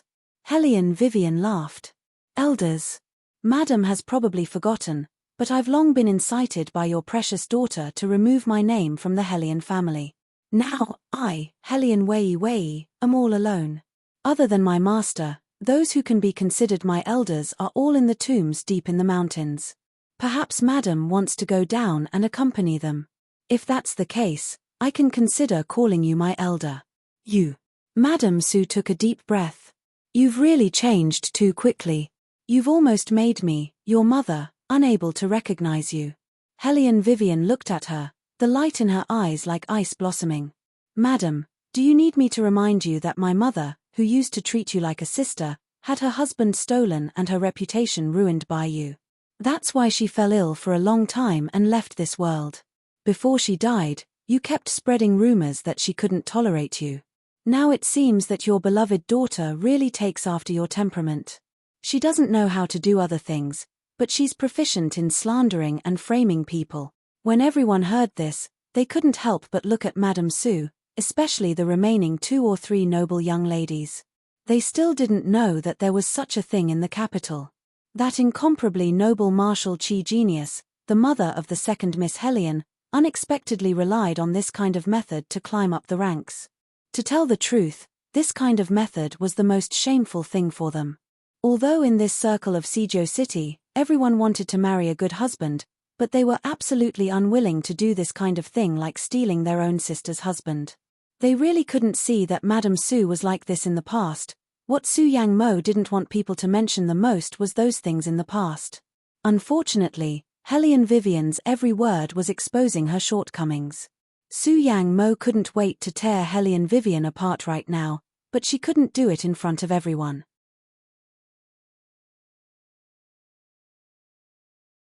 In addition, she didn't know the details of what happened here before she came, so she could only silently endure it. She turned her head to face the retired emperor and said, "Retired emperor, I know that daughter of mine. Her temperament is very weak. Could there be some kind of misunderstanding?" Misunderstanding? The retired emperor's eyes were calm and his tone was low. "Your daughter instigated Miss Chen to bring the witch wood into the temple in order to frame others. Your personal maid is kneeling here. What kind of misunderstanding do you think there could be? Not only are you full of lies, but you also frame others. Su Yang Mo, is this how your Su family teaches people?"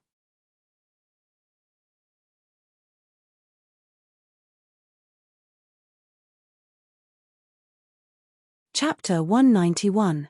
Su Yang Mo didn't think that the retired emperor would be so angry. She represented the Su and He families. Even if this matter was exposed, the retired emperor would control the influence of this matter to a certain extent in order to balance the court and restrain his relatives. However, today, the retired emperor obviously wanted to punish severely. This caught Su Yang Mo completely unprepared. She didn't know what Wei actually did to make the retired emperor, who always knew how to weigh the pros and cons, make such a raging decision. She could only kneel on the ground and complain about her injustice. "Retired emperor, I wasn't here just now. I also don't know why Xiao Lian is kneeling here. As for what retired emperor said about framing others, I don't understand at all." "Good, very good." The retired emperor stood up and said, "Since you don't understand anything, then go back and tell Prime Minister Su that I want to keep a low profile on this trip to the Hidden Spirit Temple. That's why I let him handle the preparations. It seems that I've given some people convenience that they shouldn't have. In the future, he doesn't need to care about the affairs of Minghuang Palace. Just be his prime minister." These words didn't have any deterrent force. However, Su Yang Mo understood that this kind of decision was to weaken the Su family's power. Her heart thumped loudly. She raised her eyes and looked at her beloved daughter, whose face was pale. No matter how unwilling she was, this was the result. She had to think of a way to protect Jiao. One had to know that her future was limitless.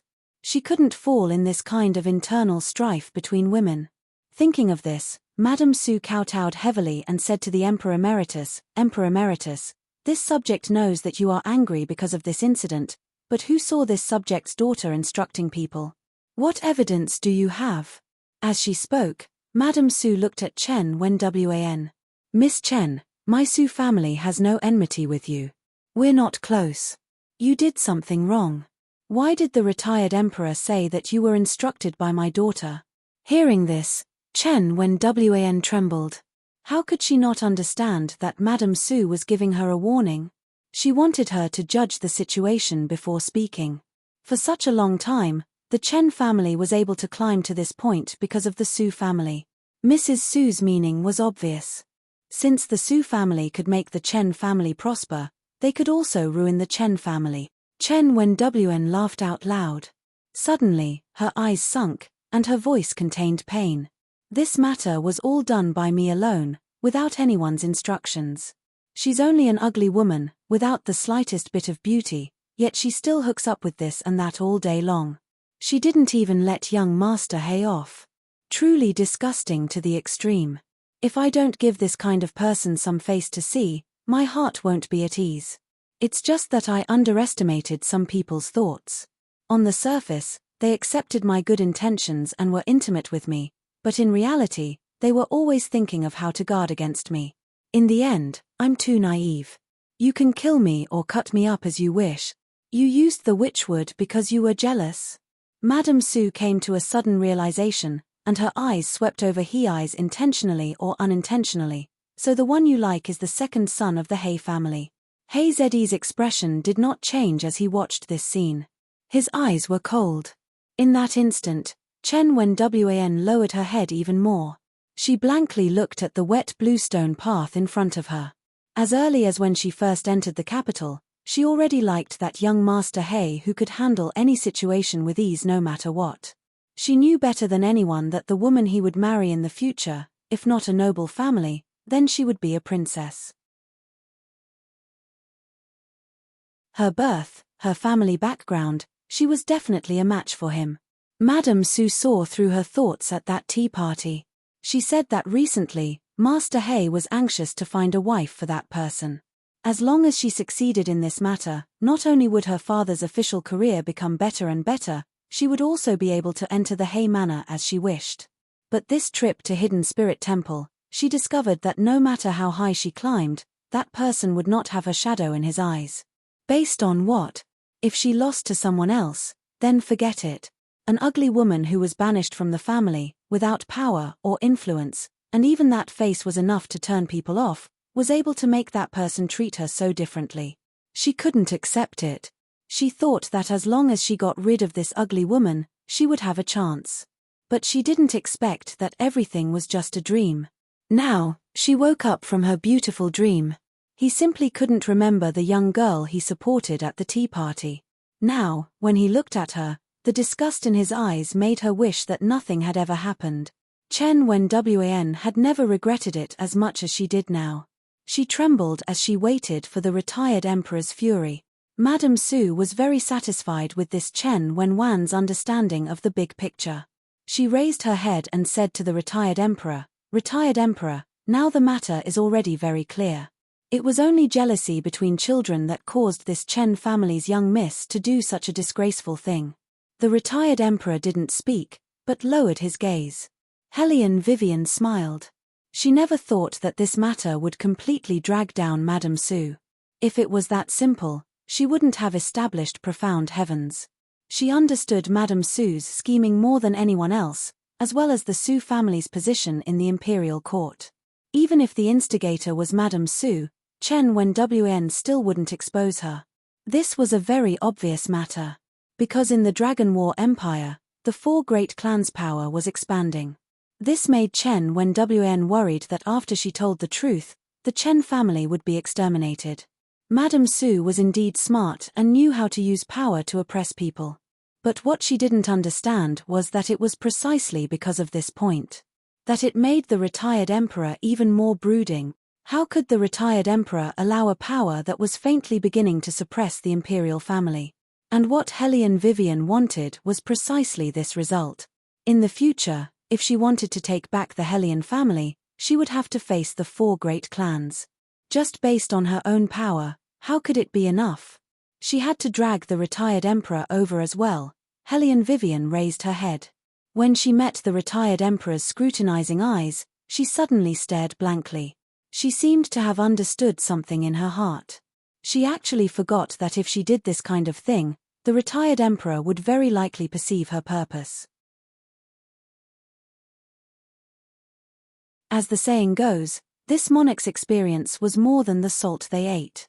How could he not see the twists and turns in this matter? But what made her puzzled was the retired emperor's attitude towards this matter. The retired emperor looked at that dark little face that revealed a blank expression. He felt that it was a bit like that little seventh grandson of his. His heart also softened, thinking that in any case, he wouldn't be able to persuade that ice-cold grandson who kept his word. Since he started speaking just now, that ice-cold youngster had been standing by his side, sneering from time to time. It was obvious that he wasn't happy. He was already so old. Basically, everything he did was for the younger generation. Since that precious grandson of his had a choice, no matter what his purpose was, he would just follow his wishes.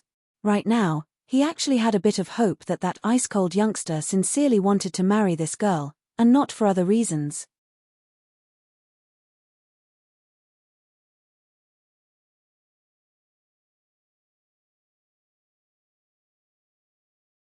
Chapter 192. In the past, when he saw this girl, he had a very bad impression of her. It was probably because all women were like this, they only had feelings in their hearts. At that time, this girl's heart was hung up on that marriage agreement with the Murong family. Everything she did was a joke.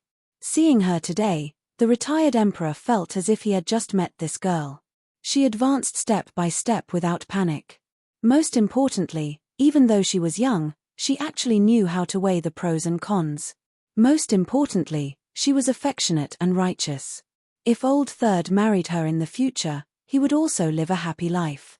The retired emperor had also thought about who would be suitable to spend the rest of his life with his grandson, who had a temperament as cold as ice. After thinking about it, there were many with good family backgrounds. Perhaps he wanted to warm up his heart, but there really weren't any. For so many years, the retired emperor had always been worried that Beligaju would go astray and become a tyrant. After all, that kind of temperament was unfathomable. It was indeed suitable to be an emperor, but it was too cold. It was as if the people in this world were not important to him. Everyone said that to be an emperor, one didn't need feelings. Yes, if an emperor had feelings, he would have ties. However, that didn't mean that he had to be an extremely cold-blooded emperor who monopolized the world. If that was the case, the ones who would suffer would be the common people. The cold brat needed such a person who could soften him up occasionally. This kind of person couldn't just rely on naivety and innocence. In the imperial palace and the imperial court, there were too many temptations. The slightest bit of carelessness would cause one to fall into a trap. This girl had to be firm but not hard, strong but not barbaric. She had to have her own perseverance to not be easily swallowed up. Until now, he had only found this sign in this girl. When the retired emperor thought of this, his expression relaxed a lot when he looked at Hellion Vivian. This made Hellion Vivian somewhat at a loss. Then, she inexplicably touched the bridge of her nose. What did the retired emperor's inexplicable satisfied gaze mean? It had to be said that Hellion Vivian had a pair of eyes that people naturally liked. Although her face was a little dark, her eyes were very dazzling when she was smart, and very cute when she was in a daze. The more the retired emperor looked, the more satisfied he became. In his heart, he had already classified Hellion Vivian as simple, honest, and intelligent. Withdrawing his gaze, he placed it on Chen Wenwan's body. This emperor will ask you one last question. Is everything you said true? Yes. Chen Wen bit her lip. She knew that her momentum was already lost. Kneeling on the ground, she didn't even raise her eyes. These matters were all done by this humble girl alone. It has nothing to do with anyone else. The retired emperor's expression was indifferent. Someone come, take her away for this emperor and put her in prison. She will be dealt with when we return to the capital. Yes. The secret guard accepted the order. The retired emperor continued, write a letter to the emperor. Remove Chen Hui's crown and send his entire family back to their original place. Within 7 years, they are not allowed to enter the court. When Chen Wan, whose eyes had originally darkened, heard these words, she suddenly turned her head.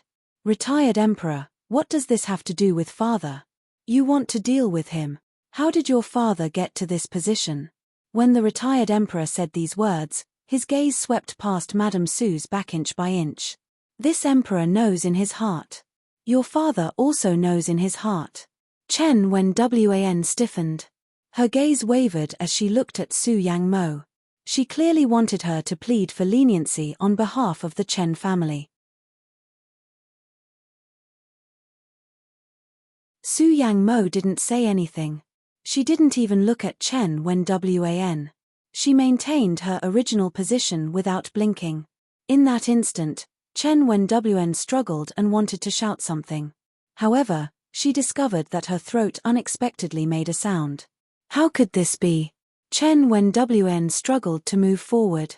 Recalling that she had just been in contact with Madame Su, she suddenly understood something.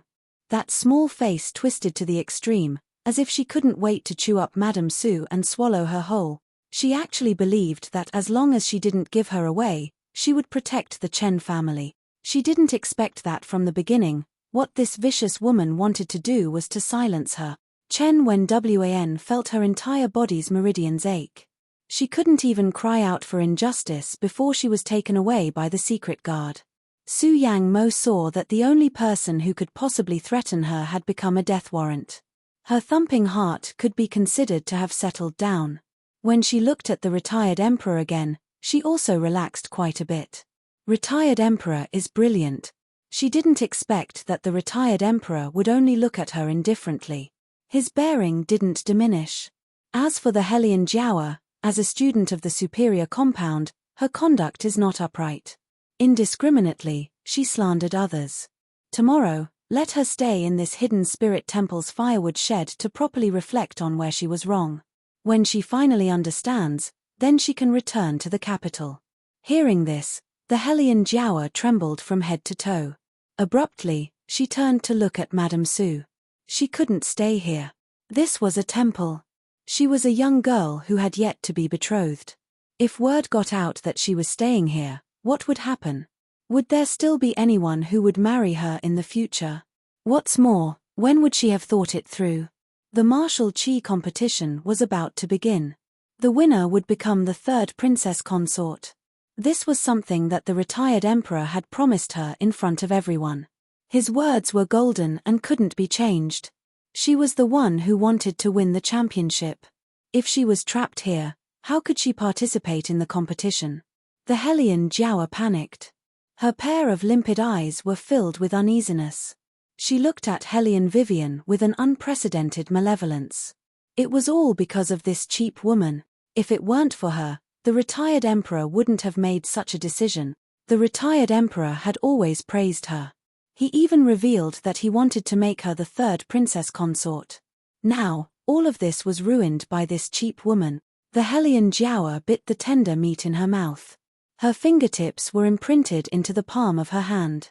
Madame Su was afraid that her beloved daughter wouldn't be able to bear it.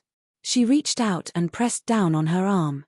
Suppressing her sullenness, she said, "What the retired emperor said is right." This time, she was too insensible. She was warm-hearted, but she didn't expect to fall into someone else's trap. I ask that the retired emperor consider my brother and the Defense Division residents and punish her lightly. The martial qi competition will be held soon. The elders have already chosen Jiawa to represent our Dragon War Empire. I ask that the retired emperor carefully reconsider. When Hellion Vivian heard this, she couldn't help but admire Madame Su's intelligence. If she had used other things to pressure the retired emperor might have punished the Hellion Jiawa even more severely. But if it was the empire's honor, even the retired emperor must consider the overall situation and reduce the punishment for the Hellion Jiawa. Otherwise, he wouldn't be able to explain himself in front of the common people. Sure enough, the retired emperor's long eyebrows wrinkled. It wasn't difficult to see that he was enduring silently. Madame Su knew that she had made the right bet. The corners of her mouth curved up. Just as she was about to smile, she heard a sentence from the flat bottom. "Since it's like this, then let the madam take the place of her beloved daughter to receive the punishment."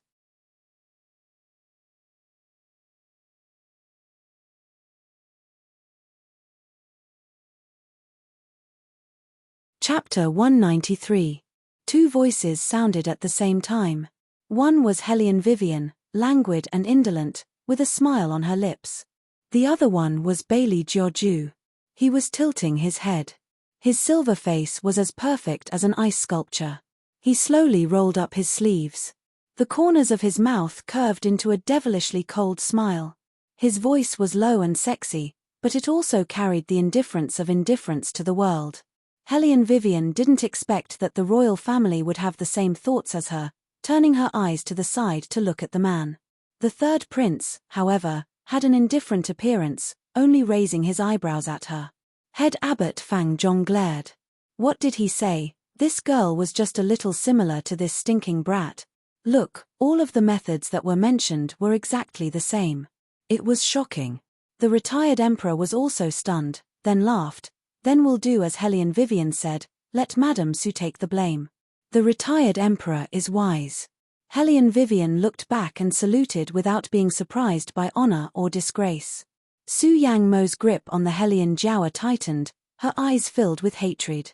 Making her, a first-rank madam, stay in the temple to abstain from meat and recite Buddha, if this wasn't extraordinary shame and humiliation, what was? She forced herself to calm down, looked towards the retired emperor, and was just about to speak. Hellion Vivian interrupted her. Madam Su, don't tell me you also have a test to compete in? Su Yang Mo breathed slowly, the corners of her mouth stiff. No. Was this little vile spawn deliberately using her words just now to block her? She was already so old, how could there be a test to compete in? Hellion Vivian acted as if she didn't see Madame Su's anger, her voice indifferent. Since that's the case, the mother should repay the child's debt, nothing could be more suitable. Hellion Jiawa was so angry that her teeth were itching. She really wanted to raise all the martial qi in her body, directly rush over and slaughter Hellion Vivian. But on the surface, she only held Madame Su's hand, shaking her head back and forth.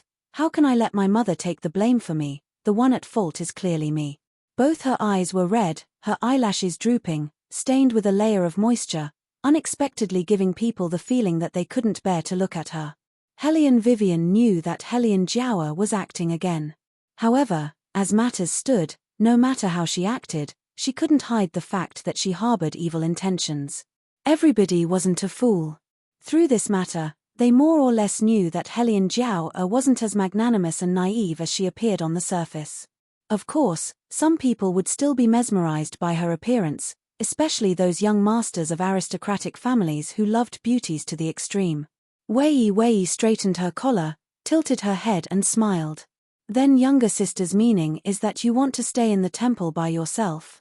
This kind of filial piety is indeed touching. Hellion Jiawa was choked by Hellion Wei until her complexion changed. She bit her lips until they were bright red.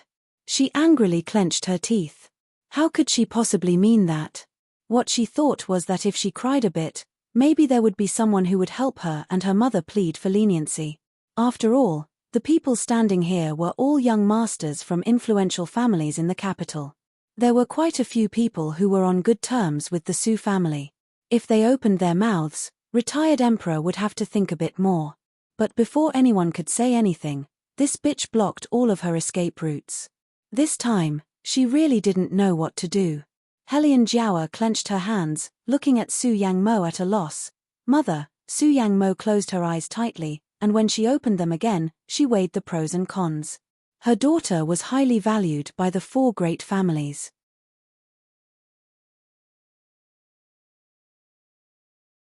She would definitely be rich in the future. If she was punished today, she was afraid that she would never be able to wash away the humiliation in this lifetime. Moreover, she was already a married woman. Even if she lost face, it would be like needles piercing her flesh every time she went out in the future. But that was only a small matter. As long as the Su family was strong enough, no one would dare to talk about it in front of her. Just like how she dealt with that bitch Hellion in the past. Therefore, Su Yang Mo chose to protect her beloved daughter in the end. She lowered her eyes slightly, hinting at something. Jiawa has grown up to be like this. It's all because I, as her mother, didn't tell her that people are unpredictable. If Madame Su still refuses to forgive her, then let me take her place to suffer. On the surface, it seemed like she was admitting her mistake, but if someone who didn't understand the situation heard it, they would think that Hellion Vivian was not magnanimous enough and insisted on punishing Hellion Jiawa. Hellion Vivian laughed coldly, her eyes met Su Yang Mo's face, pausing after each word. Madam, I think you must have misunderstood the situation. Now it's not that people are unpredictable, it's that Madame Su is immoral and wants to frame others. Madam, are you saying that the retired emperor's judgment is unfair? Of course not. Su Yang Mo's fingers stiffened as she looked at the gaze that retired emperor cast towards her.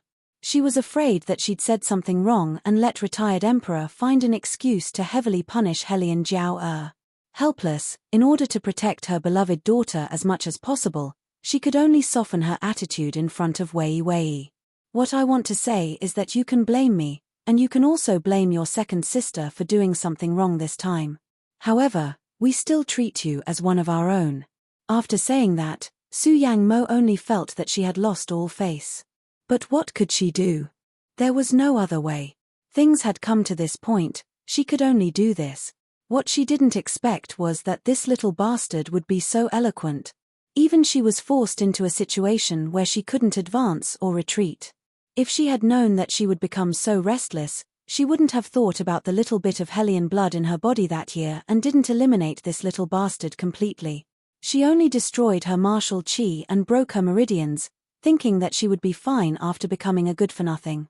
When Jiao needed to advance, she could extract Hellion blood from this good-for-nothing at any time and anywhere to help Jiao break through the bottleneck quickly. Now it seemed that she shouldn't have left this troublesome little bastard alive. She should have killed her just like how she killed her mother, that bitch.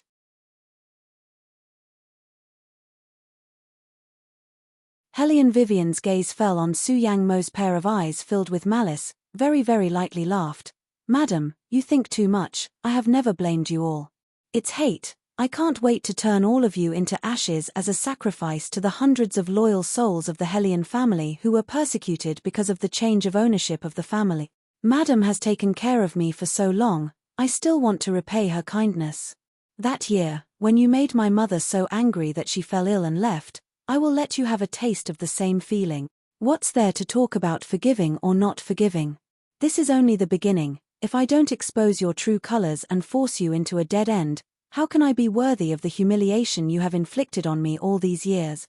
You're really treating me like an outsider. This is only the beginning. I only slapped your face once and lost face once. How is that enough? What I want is for your Su family to pay the blood debt in blood. Just wait. Wait until I rise little by little and empty your Su family. At that time, your expression will definitely be interesting.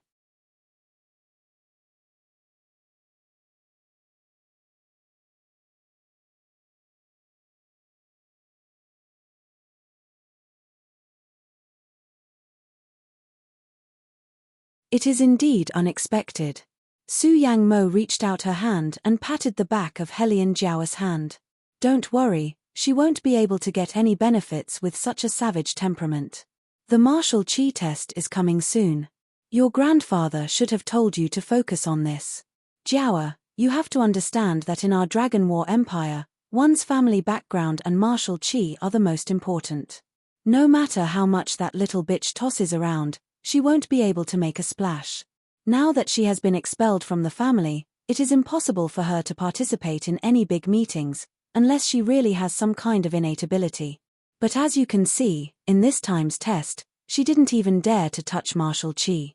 The armaments she made are indeed amazing, but as long as there is a day when she doesn't have martial chi, then the things she makes will not be recognized by the elders. Even if she is the only disciple of Grandmaster Zizun, she can only stare blankly at that pile of scrap metal. This is life. So, Jiao, you don't have to dirty your hands for such a little bitch. When you stand out in the martial chi test, you won't even know where she went. Do you understand what I said? Hellion Jiao nodded, her fingers clenched again. Mother, I understand what you said, but to let me suffer such a loss, I really can't take it lying down. If the people in the capital knew about this, who knows what they would say about me and mother. So you have to win even more. Su Yang Mo's gaze was long, her tone was determined to win. Your father has already contacted the people of Profound Heaven, you just have to wait for the best armaments to go on stage. After so many days, Hellion Jiao finally heard a piece of news that made people feel comfortable. She reached out and held Su Yang Mo's arm, her tone carried a hint of coquettishness. But I heard that recently, there is an unknown little beggar in the capital. He is so arrogant that every aristocratic family has been challenged by him once. If I meet him during the test, what should I do? You don't have to worry about this. Su Yang Mo smiled faintly. Jiao, you have to remember, you have the gospel of the reincarnation of the Phoenix girl. Even the elders of the 4 major families want to protect you. A little beggar, your grandfather will find a way to help you deal with it. When Hellion Jiao thought about the reincarnation of the Phoenix girl, there was no joy on her face. Instead, her eyes darkened and she muttered absent-mindedly. But that year, I was not the only one who was divined to be the reincarnation of the Phoenix girl. Mother, didn't you see it too? At that time, The divine monk said that both I and that bitch could be the reincarnation. Jiawa. Su Yang Mo suddenly shouted sternly, her face carrying a never-before-seen seriousness. Don't talk about this in the future. Hellion Jiawa naturally knew that she had said something wrong.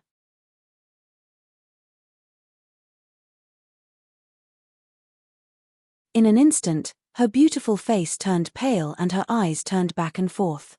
Su Yang Mo let out a long sigh and reached out to stroke her beloved daughter's long hair.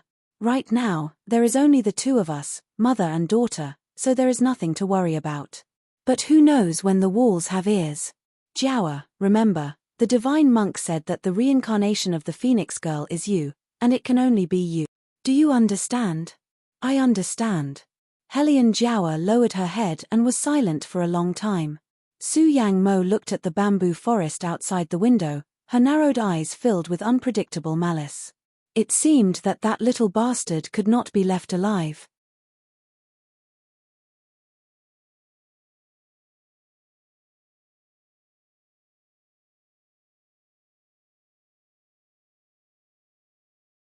Chapter 195. Su Yang Mo understood better than anyone that the reason why the Hellion Jiawa could receive so much protection was because of the rumor that she was the reincarnation of the Phoenix girl. Although the War Dragon Empire was ruled by the royal family, there were many things that the royal family had to consider the feelings of the four great clans. This was a phenomenon that had existed since the founding of the War Dragon Empire, and no one could break it. But when the divine monk calculated that the Phoenix girl was about to descend, the situation changed. The elders of the four great clans wanted to use the Phoenix girl to rule the imperial court, so they let the divine monk continue to calculate where the Phoenix girl would descend. The divine monk was unwilling. This kind of leaking of heaven's secrets was often exchanged with calamity. No one wanted to die. If the elders hadn't threatened him with the lives of many monks in the temple, the divine monk wouldn't have agreed to continue. Finally, after 3 days and 3 nights, the divine monk finally calculated where the Phoenix girl would descend, but there were 2 children in that courtyard at that time.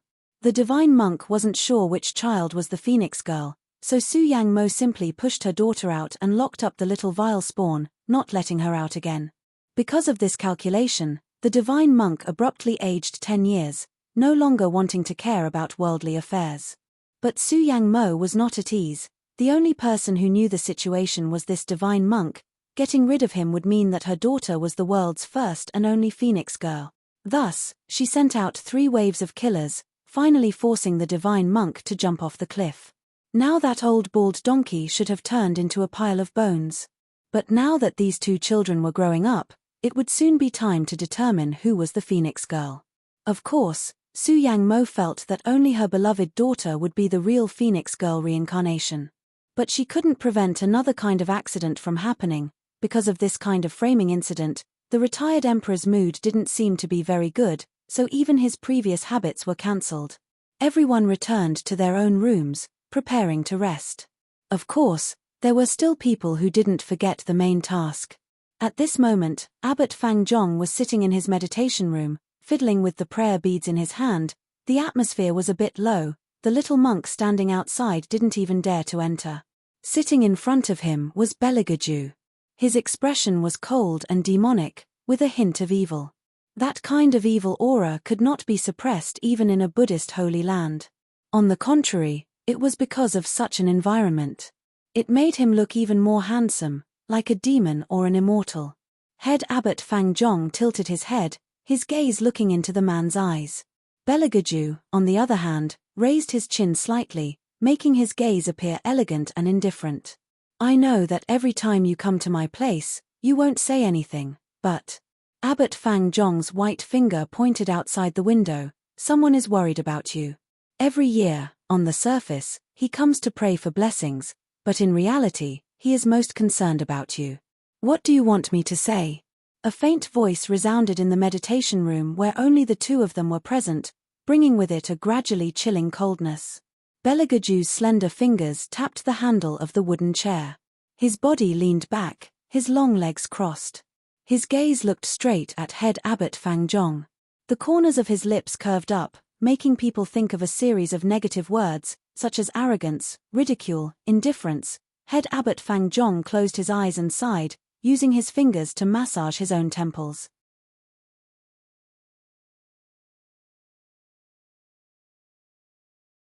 He dared to bet that this day's bathing, praying to Buddha, meditating and chanting scriptures would all be wasted.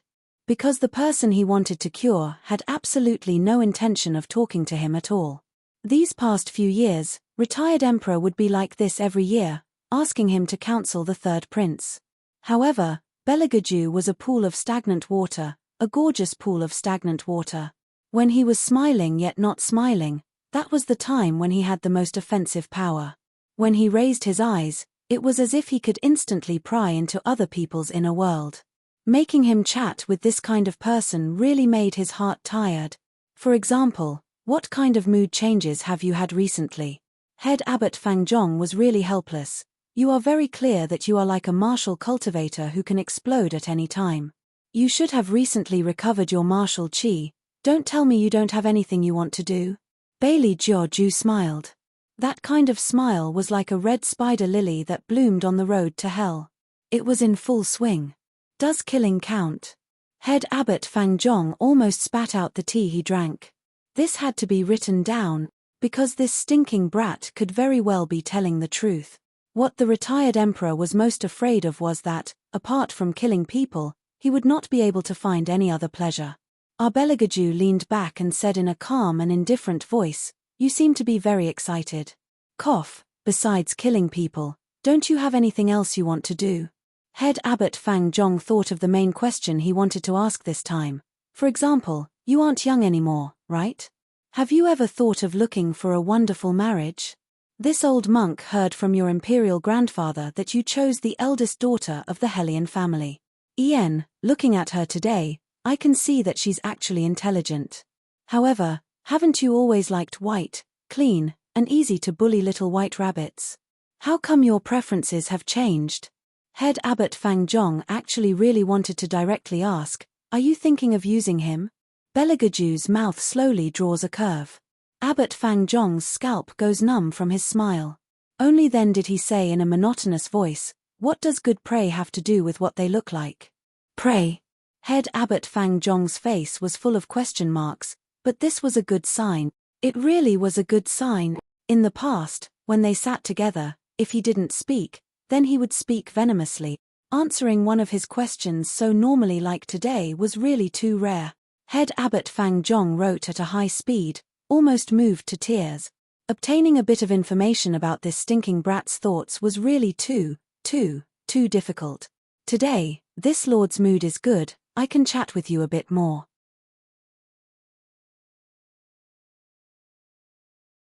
Belagaju propped up his chin with his fingertips, his whole body emitting a condescending arrogance.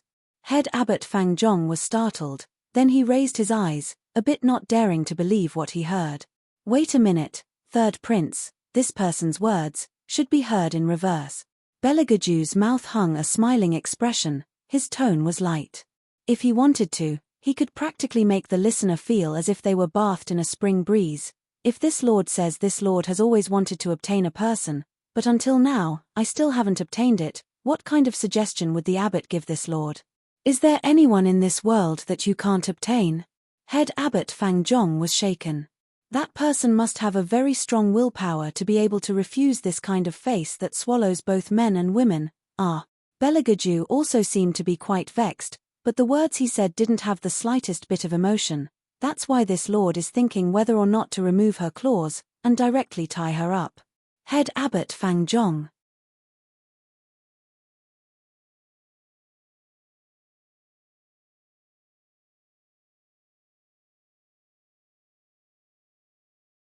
Chapter 196. In the end, did he fancy a person or a pet, and even tie her up? It'd be strange if the other party was willing. Head Abbot Fang Zhong pretended to be serious and coughed twice. It's best if you don't do that. Belagaju slanted his face and looked at Head Abbot Fang Zhong with half-opened eyes. That expression seemed to be asking why. Head Abbot Fang Zhong put down the brush in his hand. First of all, what you fancy is a person, right? Everyone has emotions. Let's put it this way, if someone tied you up, what would you do? You definitely wouldn't be happy. This lord won't be unhappy. As long as those people are killed, it's fine. Why would I be unhappy? Beligaju leisurely sipped a mouthful of tea and curved his lips into a half smile, as if he was talking about a matter that wasn't a big deal. Head Abbot Fang Zhong really wanted to grab him by the collar and roar, "Do you think everyone in the world is as abnormal as you? However, what you said is right, I can't tie her up." Beligaju wrinkled his long eyebrows, as if he had a headache over this issue. Head Abbot Fang Zhong was flabbergasted. Just as he was wondering why this stinking brat suddenly became enlightened, he heard him say again, "It's a bit of a pity to break those pair of claws like this. As long as she peacefully stays by this lord's side, this lord doesn't have to tie her up." Cough, that's the reasoning, right? Head Abbot Fang Zhong felt like he was about to be brainwashed. He actually had nothing to say in response to this stinking brat's word. Beligaju glanced at him, the curve of his neck was graceful and perfect, but his tone suddenly became cold. "It's a pity that she doesn't know how to live peacefully." Beligaju said the last sentence very heavily. His voice was full of texture, yet it didn't have a trace of warmth. It echoed in the empty room, and one only felt like the surrounding air was sucked away by him. Head Abbot Fang Zhong suddenly felt cold all over his body. "Then what do you plan to do? Lock her up?" Beligaju changed his sitting position, graceful as before. "After a few more days, she can completely belong to this lord." Hearing this, Head Abbot Fang Zhong opened his eyes wide in shock. "You're talking about that eldest miss of the Hellion family?" Beligaju faintly hummed in response. Head Abbot Fang Zhong's coughing became even more severe. "Mommy, are you choosing a consort? This is simply tormenting people. How in the world did that Hellion family's eldest daughter provoke this king of hell, making him mess with her like this? I don't think that's a good idea." Abbot Fang Zhong drank a mouthful of tea and probingly said, "That girl's engagement was broken off before, she's already pitiful enough, and now she's being locked up by you. How did she offend you that you have to be like this?" Beligaju's fingers stiffened and his thin lips moved. His voice was so soft that it was as if he had never spoken before. "She doesn't have me in her eyes." "What?" Head Abbot Fang Zhong didn't hear clearly. He pricked up his ears and said, "If you don't want to say it, then forget it. It's really a sin, a sin." Saying this, Head Abbot Fang Zhong put his palms together and chanted Amitabha Buddha. Beligaju, however, laughed. The corners of his mouth curled into a devilish smile. "Sin? I've already said that I've had enough. The things I want, if people block, I'll kill them. If Buddha, I'll kill Buddha. Do I still lack this one time? If you want to blame someone, blame her for provoking me. After provoking me, she wants to retreat. How could there be such a good thing in this world? You want to destroy her?" Head Abbot Fang Zhong's voice also trembled. He didn't know if it was his misperception, but at this moment, he unexpectedly saw a demonic nature on Beligaju's body. Only, that kind of demonic nature was too perfect.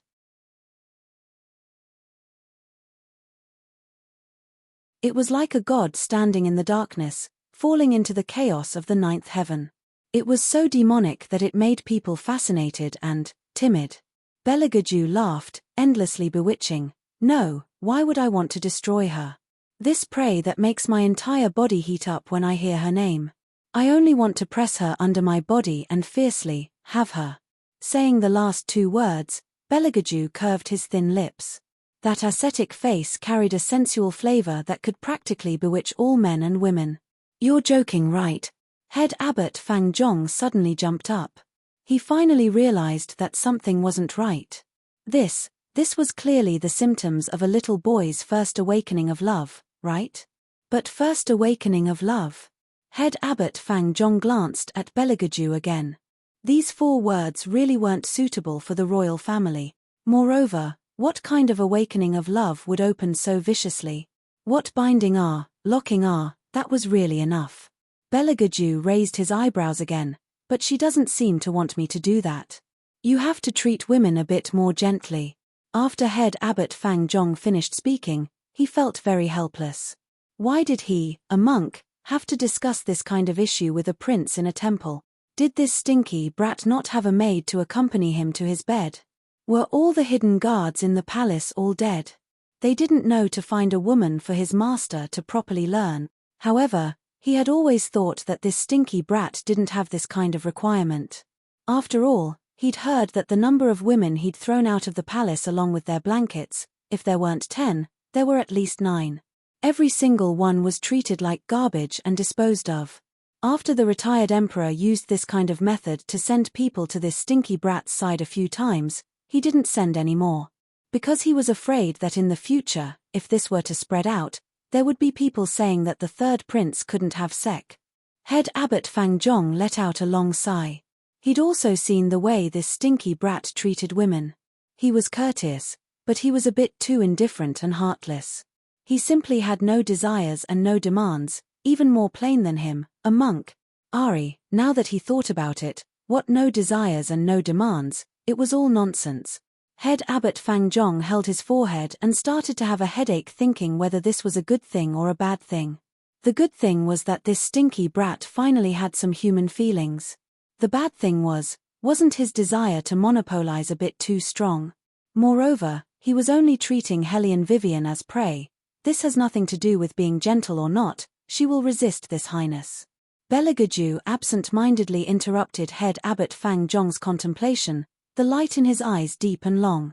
You've already tried. Head Abbot Fang Zhong's eyes widened into round black grapes. This stinky brat shouldn't have taken advantage of this trip to do something to her, right?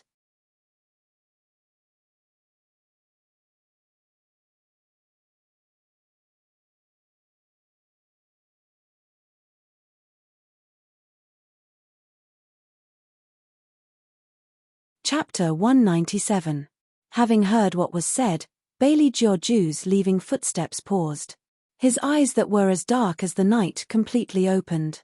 That kind of indifferent feeling accompanied by a smile that was not a smile gradually disappeared from the corners of his mouth. He was currently frowning, as if pondering something. When his black hair fell down, it just happened to cover that pair of cold eyes. Demonic coldness and hostility simultaneously spread out from the corners of his eyes. There was also a kind of indescribable emotion, like a sharp thorn that could pierce a person's heart. Abbot Fang Zhong was thinking, that girl who became the object of that stinky brat's imagination is really pitiful. He didn't know that in the instant the wooden door closed, Beligaju's hands hidden under his long sleeves clenched bit by bit. A ruthless aura lingered around him, the aura becoming stronger and stronger. The bluestone path under his feet was affected by his ruthless aura, continuously releasing catcher sounds, as if it would fall apart in the next moment. He walked step by step into the boundless night. In the long wind, the surname Tang continuously poured into his ears. Following that, he turned around, slowly walking towards the courtyard wing that he originally shouldn't have gone to. It was night, the rain had just stopped. The early summer wind blew through the bamboo forest, hitting one's face would always make one feel indescribably comfortable. Hellion Vivian raised her head as she sat in the wooden tub that was half a person's height, feeling the comfortable gentleness of the water. Normally, Hellion Vivian would let Yuan Ming stay in the Xuanhuan space. As for Little White, it was still in the midst of the heavenly tribulation, so Hellion Vivian might as well let it sleep. Once this period of time passed, she would wake it up. That way, when it came out, it wouldn't be struck by lightning. She was the only one in the room. Probably because it was on the mountain, the air was much better at night. The green bamboo forest rustled, the tranquility was long, making Hellion Vivian forget that in order to obtain the incense wood, she had knelt down on the 199 steps and received a light injury. That injury wasn't big to begin with, it was just a bit inconvenient to soak in the bath. The injury was on her knee, so when soaking in the water, she would feel a bit of pain. Hellion Vivian didn't mind. In the past, when she was on a mission, her injuries were much more serious than this. After a bath, she would just apply something casually. It was too humid on the mountain, and ancient clothes were cumbersome. If it was somewhere else, Hellion Vivian could just wear a pair of slim-fit sports shorts. This kind of wound could be cured after a day of drying. Hellion Vivian thought as she yawned, holding a glass of sake in her hand. When she was in modern times, her favorite thing to do was to nestle in her 1-meter-wide double bathtub, drinking red wine while taking orders. Sometimes, She would even read novels on her tablet. Even in ancient times, this habit still couldn't be changed. However, there was no hope of reading novels on a tablet. Fortunately, the scenery was peaceful. Helene Vivian reached out her hand and was about to put down the wine glass in her palm when she heard a creak. The wooden door that she had locked opened. Helene Vivian was stunned. Her gaze landed on the several green bamboos beside the moon gate swaying gently under the moonlight. The man was standing in the moonlight. He was wearing a flowing cloud-patterned wide-sleeved brocade robe. On the snow-white undershirt, there were vivid and lifelike bamboos, as if they were soaked in ink. His long black hair was tied up and scattered on his broad back, making him look like an ancient god. "Your Highness." Behind that man, there seemed to be Shadow's anxious voice. After all, this was Hidden Spirit Temple.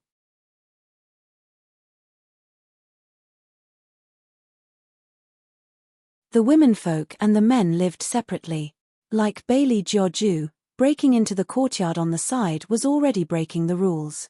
And Ying was only glad that it was already late and most of the people who were sleeping were already asleep. As for the remaining few, he had the ability to deal with them. Otherwise, if they followed His Highness's actions, they would be invited by the Emperor Emeritus for tea tomorrow. Beligaju acted as if he didn't hear anything. He waved his wide sleeves and that wooden door seemed to have sensed something and closed again, not leaving a single gap. He stood by the wooden tub and looked at her condescendingly. After a while, he said, "You want to talk to this Highness about what's going to happen next without wearing anything?" Helene Vivian just remembered that although this tub of hot water was deep and had been sprinkled with rose petals, it wasn't that it wasn't clear. In an instant, red clouds spread from her cheeks. Helene Vivian picked up the towel beside her and didn't forget to remind Beligaju, "I'll have to trouble your Highness to turn around." Bailey Jiaoju looked at that patch of red, as if there were wild weeds growing wildly in his heart, slightly itching. He tightly clasped his fingers, within his ink-black eyes flashed an unknown light, once again unhurriedly sized up Wei Wei for a while, only then did he quite reservedly turn around. Helene Vivian quickly wrapped that long towel around her body and firmly tied a knot. There were no clothes on the side, so if she wanted to wear clothes, she had to pass by the man and go to the other side. Helene Vivian thought about it and didn't think there was anything wrong. Since she was wrapped in a towel, she might as well just walk barefoot on the wooden floor. When she passed by Beligaju, she glanced at his face. His thick eyelashes were slightly closed and there was a strong aura of self-restraint. It seemed that a certain Highness didn't have any intention of looking at her, so she could be at ease and boldly go get her clothes. But what she didn't expect was that as soon as she walked over, Beligaju's body moved. It was probably because his eyes were closed and he didn't know which direction she would come from. Moving aside like this, she directly bumped into his arms. The incomparably fresh sandalwood scent instantly entered her nose. It smelled good and noble, very typical. Helene Wei Wei frowned as she watched him slowly open his pair of eyes. Those were a pair of eyes that carried a sense of inquiry, and the shape of those eyes carried a bit of playfulness and mockery. Even so, it didn't conceal the intellectual and aloof temperament that he revealed. "Are you doing this on purpose?" Deliberately bumping into this Highness's arms. "Your Highness, you're really thinking too much." Helene Vivian laughed evilly and wanted to push him away. Helplessly, the strip of cloth that was tied with the towel fell into the other's palm.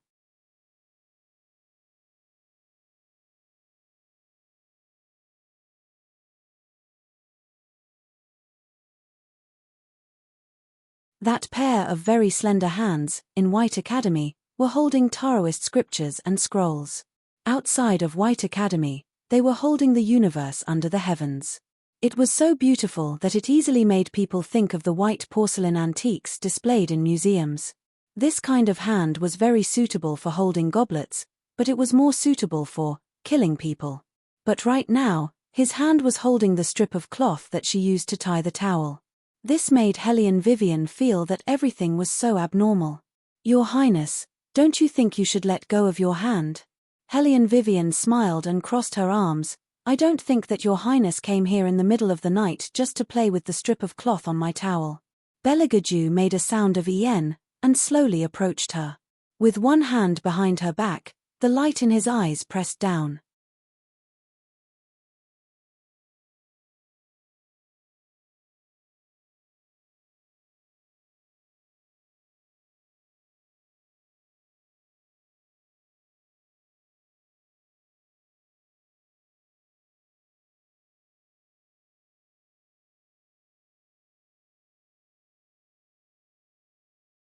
Chapter 198. Standing in Hellion Vivian's position, she could only see half of his neck and his smooth jawline. If she got closer, she could see his light-colored thin lips, which looked quite ascetic and sexy. This kind of man was not only invincible among women, but he would also be popular among men. However, she was the ace agent of the 21st century, and it seemed a bit unreasonable for her to be pressed against the wall like this. "Your Highness, I have a bad temper." Hellion Vivian followed his posture and reached out to grab his collar. Her action was cool and she didn't retreat at all. Her thin lips smiled, so, some jokes are better not made. Beligaju looked at her action and smiled playfully. That mocking look seemed to be saying, "What are you thinking? Do you think this highness will touch you?" Hellion Vivian shrugged. Some words should be said in advance to be safe. Who knows what this third prince is thinking? Bailey Jiaju slowly straightened his body. With an indescribable coldness, he pushed the person away. He leisurely reached out his hand to adjust his collar. His actions were very stylish as he commanded, "You can go and put on your clothes." Hellion Vivian didn't relax because of this sentence. Looking at the boudoir that was only covered by an ancient painting, she raised her eyebrows. "Your Highness, you don't want to go out? This highness is right here. You can change." Beligaju casually lay down on the wooden bed. His movements were languid and his expression was indifferent, as if he was the master of this room. Hellion Vivian, how could she change here? And she hadn't slept on that bed herself. Wasn't this a bit too overbearing? Hellion Vivian looked up at the night sky outside. Wasting time would only be a waste of time. Anyway, it was just changing clothes and there was a screen between them. It wasn't a big deal. Moreover, when they really fulfilled the contract, even if they didn't have sex, they would have to sleep in the same room. Getting used to being alone in advance would be helpful for living together in the future. Hellion Vivian had a nimble personality. In the end, she glanced at Beligaju before taking the clothes and walking to the other side of the ancient painting. She first put the clothes in her hand on the wooden rack on the side of the painting, then slowly began to unwrap the towel wrapped around her body. What Hellion Vivian didn't know was that such an ancient painting actually didn't have much of an effect. It even made her movements of putting on clothes more clear. Her exquisite curves were reflected on the painting. Just as Hellion Vivian turned sideways to take the outer garment, she felt as if there was a gaze sliding over her body inch by inch, which made her inexplicably hot.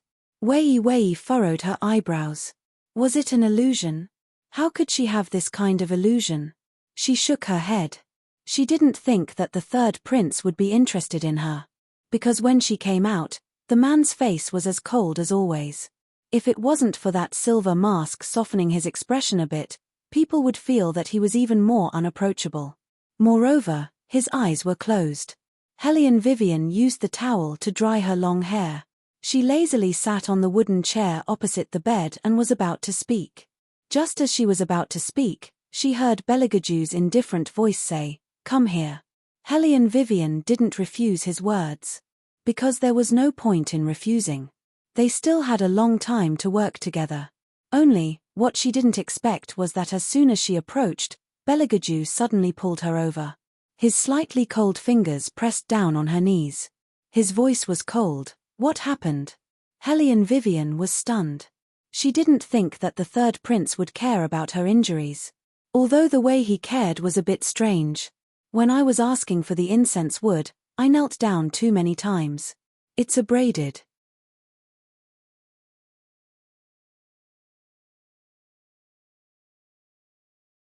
Hellion Vivian didn't want to have such delicate skin, but this body really hadn't suffered much in the past. When she kowtowed to the 80th step, she felt the burning sensation on her knees. At that time, she was pressed for time so she didn't pay much attention to it. Now, it seemed that this injury was a bit ugly. No wonder even the third prince frowned in disdain. Belagaju didn't say anything. He pushed her away again, stood up, and opened the door. When he came in again, he was holding a box of things that Hellion Vivian had never seen before. But from the smell, it was definitely something good. It was light and cool, and it even had a pleasant smell of plants. Hellion Vivian's nose twitched. Before she could open her mouth to ask, she felt an extremely comfortable force on her knees. Hellion Vivian's fingers stiffened. She looked down at the bottom of her feet. That pair of eyes was still indifferent without any warmth. His slender fingertips brushed past her legs. It was very cold. Because she was injured in the knee, when he cleaned the wound, he had to lower himself than she was sitting. Hellion Vivian saw that even though the other person was looking up, he was still able to achieve the effect of a monarch's aura. She couldn't help but kick her own calf. It was a complete knee-jerk reflex. She almost kicked off that silver mask, but the man grabbed her ankle. Her ankle was very thin. It was white and smooth as if it would break with a snap. Probably because it was too thin, Belagaju's hand was more than enough to hold it. The man raised his eyebrows. His tone was cold. "Did you do it on purpose?" Hellion Vivian looked up at the sky. "No. You seem to be very regretful that you didn't kick this prince's face." When Belagaju's voice was cold, it was really easy to think of a decision-making president sitting in the office. Hellion Vivian cleverly changed the topic. "What did you apply on me?" "Tianshan Snow Lotus." With the royal's temperament, one couldn't expect him to say more than one word when answering a question. Hellion Vivian raised her eyebrows. "Tianshan Snow Lotus? Shouldn't natural snow lotuses be taken orally? It's just a pill. You can use it however you want." Belagaju gave her something on one side and signaled her to hold it by herself. Then he went to apply the other side. His every move was full of the elegance of a Shangxian.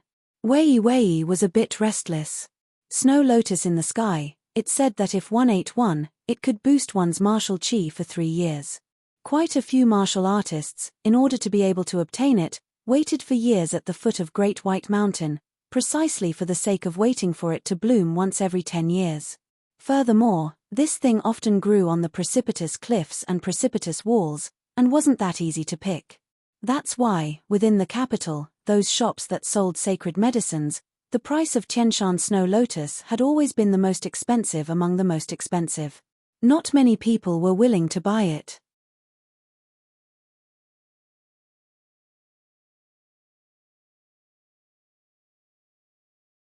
Even if the Defense Division's residents wanted this thing, they still had to weigh their own expenses. However, Third Prince unexpectedly used it as the most common medicinal paste. The world of capitalists was really not something that human beings could understand. Hellion Vivian finally realized that she was really marrying a tall, rich, and handsome man and had reached the peak of life.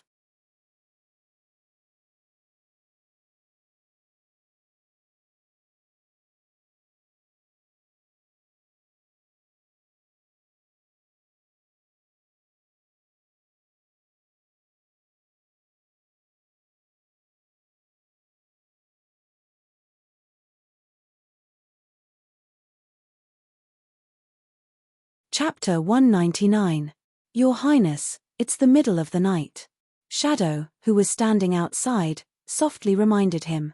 He raised his head and looked at the eastern sky. The masters of Hidden Spirit Temple all woke up early. If they found out that a prince entered a side room in the middle of the night, who knows what the consequences would be? It's very possible that the reputation of the eldest daughter of the Hellion family would be completely ruined. Belagaju naturally knew this. Originally, it was so late today, he shouldn't have come to this place. Wrinkling his long eyebrows, Belagaju lazily made an en sound and withdrew his hand.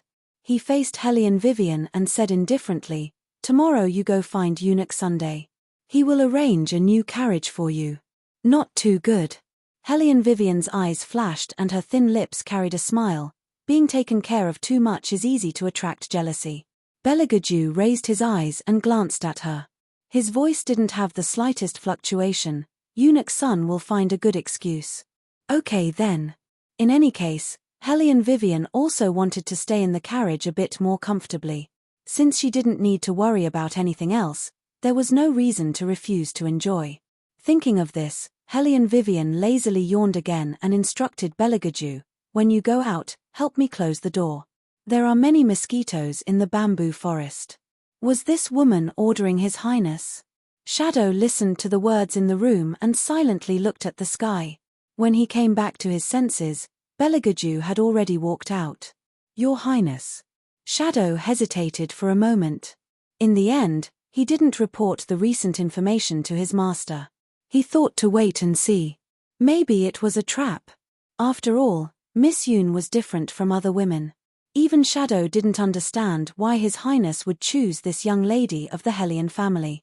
Could it be that he wanted to divert the attention of the 4 great clans? If it was like this, then it made sense. Only, that young lady of the Hellion family was pitiful. She probably didn't know anything. Shadow looked behind him again and raised his feet to follow Belagaju. The next day, the weather was fine and the breeze was gentle. The opening meal was still vegetarian dishes. The vegetable leaves were all from the back of the temple. They were picked and eaten immediately. After a few stir-frying, the aroma would fill the air. It was obvious that the retired emperor was in a good mood today. After breakfast, he didn't ask the students to accompany him. Instead, he went to the backyard of the temple to fulfill his vow. Other than praying for blessings, the most efficacious thing in the hidden spirit temple was praying for marriage. Now that they were already here, there weren't many noble ladies who weren't tempted. However, it wasn't convenient for them to say so directly, so they could only be led by a servant girl, saying that they were going to burn incense. Hellion Vivian didn't want to get involved in this kind of thing. Taking advantage of the fact that there weren't many people around, she grabbed Hei's sleeve. Hei's found it strange. "Yo, you actually took the initiative to look for me. Put away that creepy tone of yours." Hellion Vivian opened her palm, revealing a string of white Buddhist prayer beads. If a woman wore it, she would definitely look beautiful. "You asked me to ask for it." Hei's eyes lit up. "You really did ask for it. Did you think that all your kowtowing was in vain?" Hellion Vivian smiled faintly and looked at his appearance. "What? You want to give it to that childhood sweetheart of yours to ensure her safety?" Hei's face turned cold. "Who would give it to that ungrateful thing? I took it myself to play with. Take a string of female Buddhist prayer beads and play with it." Hellion Vivian laughed. "Young Master Hei really has a special taste." Hei's didn't get angry and put away the Buddhist prayer beads.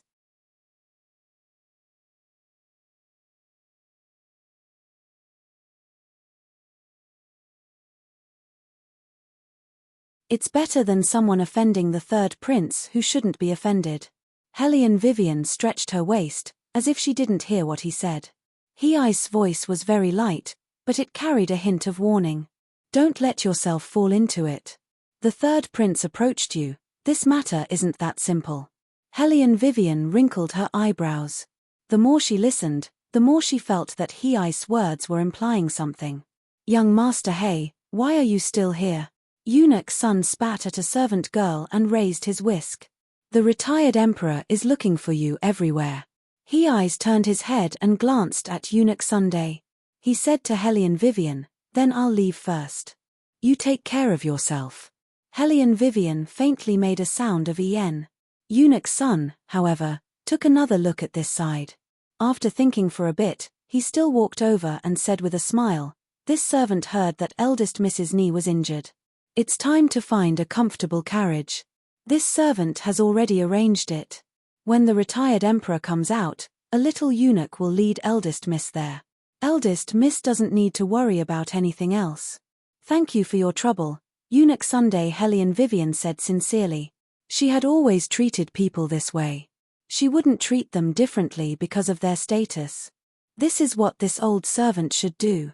Eunuch Sun smiled. In the past, he didn't have much thoughts about this young miss from the defense division. He was a eunuch and had seen too many things in the old residence. He also understood why her reputation fell to this point. Even the Murong family wasn't willing to marry her. In general, it was because she didn't have power.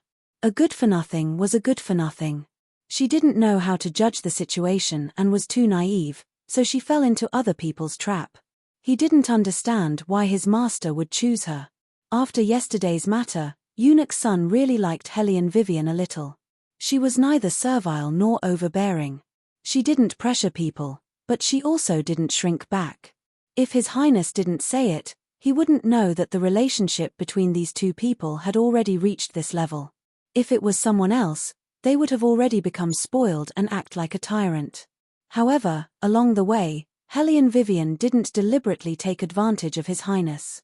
On the contrary, she was the easiest to serve. Those noble young ladies were also young. They were used to being pampered by their parents at home. When they went out, it was natural for them to order this and that. Obviously, those who could enter the hidden spirit temple weren't too many people. Each young lady and young master could only bring a servant with them. There were many things that they wouldn't show in front of the retired emperor. However, it was different in private. Those few disciples of his were ordered around until they didn't even have the strength to speak.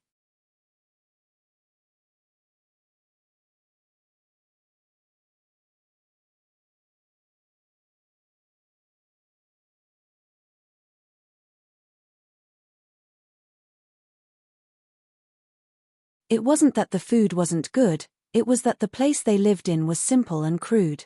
There were even some people who wanted to eat pastries and insisted that the master in the temple make another plate for them. Eunuch Sun had had enough.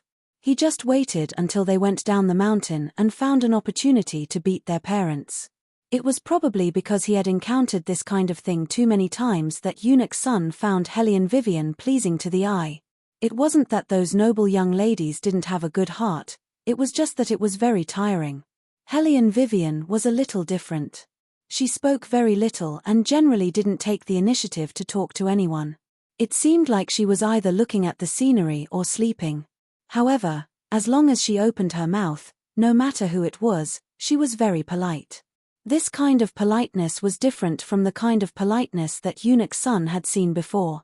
It wasn't that there weren't ministers fawning over him, it was just that Eunuch Sun also knew that those people would turn around and call him a dog servant. However, the feeling that Hellion Vivian gave him was different. How to say it? It was as if he was just like her. He was also a person, not a dog servant. With this kind of temperament, he would definitely be popular in the palace. Eunuch Sun was secretly convinced. His Highness had indeed chosen the right person to enter the palace.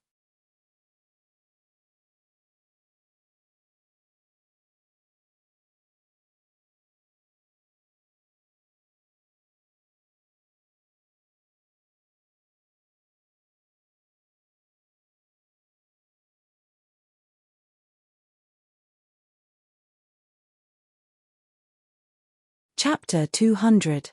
Hellion Vivian smiled. When she looked at Eunuch Sun, there was a light in her eyes. There's one thing, but I don't know if I should say it or not. Eldest miss, there's no harm in speaking. Eunuch Sun was indeed a shrewd person, but his shrewdness made people feel comfortable. Hellion Vivian turned the leaf in her hand, her voice indifferent. Eunuch Sun's subordinate eunuchs are actually very smart, quite good at arranging things. Eunuch Sun didn't think that this sentence was praising them. After staying by His Highness' side for a long time, Eunuch Sun also learned to listen. His heart thumped. Eldest miss, what matter are you referring to? When we came to the hidden spirit temple, my carriage was old and had been tampered with. That's why I got on Miss Chen's carriage. After Hellion Vivian finished speaking, she added another sentence. The broken tree on the mountain was cut very neatly. It wasn't an accident. It should have been broken by internal energy. When Eunuch Sun heard this, he knew what was going on. Retired Emperor put him in charge of this trip to the Hidden Spirit Temple. It could be said that all big and small matters passed through his hands. How could there be a problem with the carriage? Clearly, there was someone who received benefits, which led to the following matters. In a moment, he had to quickly investigate which little bastard under his command had taken something he shouldn't have. It was better to kick him out of the palace as soon as possible, so as to avoid future troubles. Thinking of this, Eunuch Sun raised his eyes again and hesitantly said, "These matters, why didn't eldest miss mention it yesterday? Eunuch Sun is a member of the royal family, and on the way, you didn't step on me." What shouldn't be said, I won't say. Hellion Vivian only said a few words. This made Eunuch Sun's heart tremble. As intelligent as he was, how could he not understand that eldest Miss Hellion was taking care of his face? She left him a way out. Otherwise, if yesterday's matter was completely revealed, even if he didn't know, he would still have to suffer a few beatings. Retired Emperor's biggest taboo was forming cliques for personal gain. He admitted that he was a bit greedy, but he never thought of betraying his master, and also didn't think about which family he belonged to. It seemed that it was time to change the group of eunuchs under his command. In the future, the situation in the palace would only become more and more severe. It would not be good for His Highness to keep people who were not absolutely loyal. Eunuch Sun lowered his eyes and bowed. He sincerely said, "This old servant thanks eldest Miss Hellion." Vivian smiled. She didn't feel that she had done something very touching. Her style of doing things was indeed very ruthless, but that was towards those who provoked her. For those who didn't provoke her, she would always leave a way out for them. Moreover, the other party was an old man who didn't know anything. There was no need to implicate the innocent. However, Eunuch Sun was smart because he knew what his role was. When Hellion Vivian told him about this, his first reaction was to inform the Emperor Emeritus. The retired emperor's hand that was holding the Buddhist scripture sank. He sneered, "It seems that these people really think that I'm old and muddle-headed." Eunuch Sun lowered his eyes. "It is this old servant's fault. What does this have to do with you? Get up." The Emperor Emeritus folded his sleeves and laughed. "However, that girl is indeed affectionate and righteous. She also has a sense of propriety. In the future, if she is by our Jew's side, this emperor will be able to leave with peace of mind." Eunuch Sun opened his mouth. He didn't know how to use this topic. He understood His Highness' temperament. He would rather kill 1,000 by mistake than let go of one person. There was no other way. His natural disposition was so cold.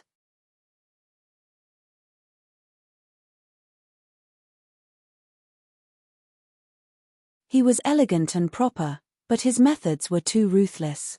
Just like what the Emperor Emeritus said, he also hoped that there was such a person who could prevent His Highness from creating too many evil creatures after ascending the throne. "Let them all come in."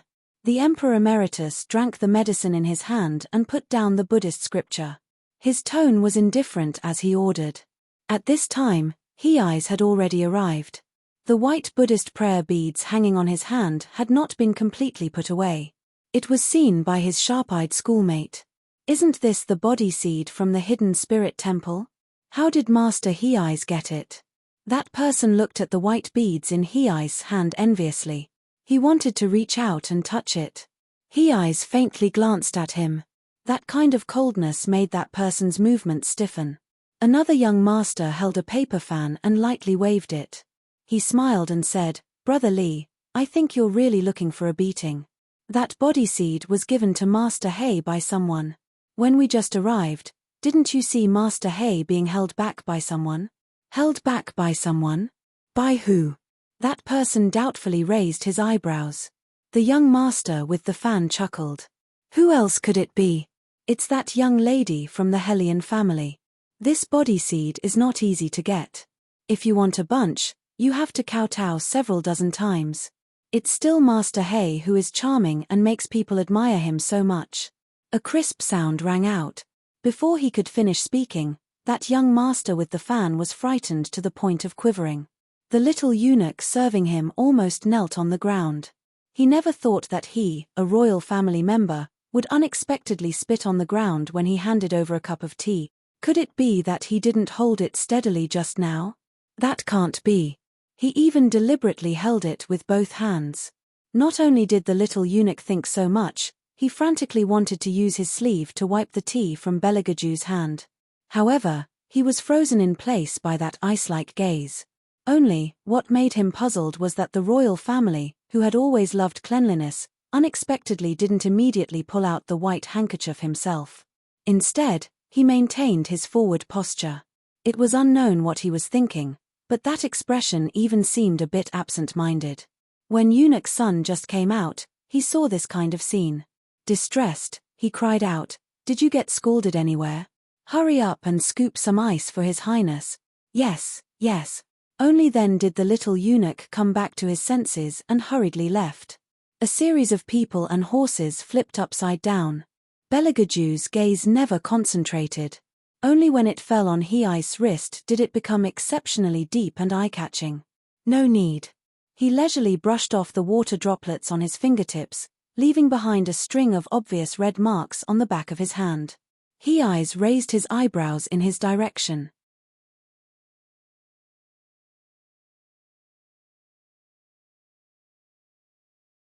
Belagaju didn't even look at him. When he brushed past him, it was an extremely cold temperature. There was no emotion, only a bone-piercing cold. Eunuch Sun anxiously followed behind his master, holding the burn ointment in his hand. He already couldn't remember how long it had been since His Highness was injured. It seemed that after that palace fire, he hadn't seen any scars on His Highness's body. How could he be scalded by a cup of hot tea today? Eunuch Sun regretted that he didn't stand by Belagaju's side to serve him. The young masters didn't take this matter to heart, because they saw that the third prince's expression didn't have a trace of unhappiness. Instead, the curve of his thin lips was deeper than usual. They just thought that Eunuch Sun was making a fuss over nothing. But the retired emperor was the retired emperor after all. That was his grandson. Even though it was hard to see through him since he was young, he still knew his temper. He's not happy. You're tuning in to the Dreamy Chapters YouTube channel. We're so grateful for your support, and don't forget to subscribe to join us on this incredible journey through captivating stories. Your generosity through donations truly makes a world of difference, as it's the primary source of revenue that allows me to expand and enhance this channel for you. Thank you from the bottom of my heart for being a part of this adventure.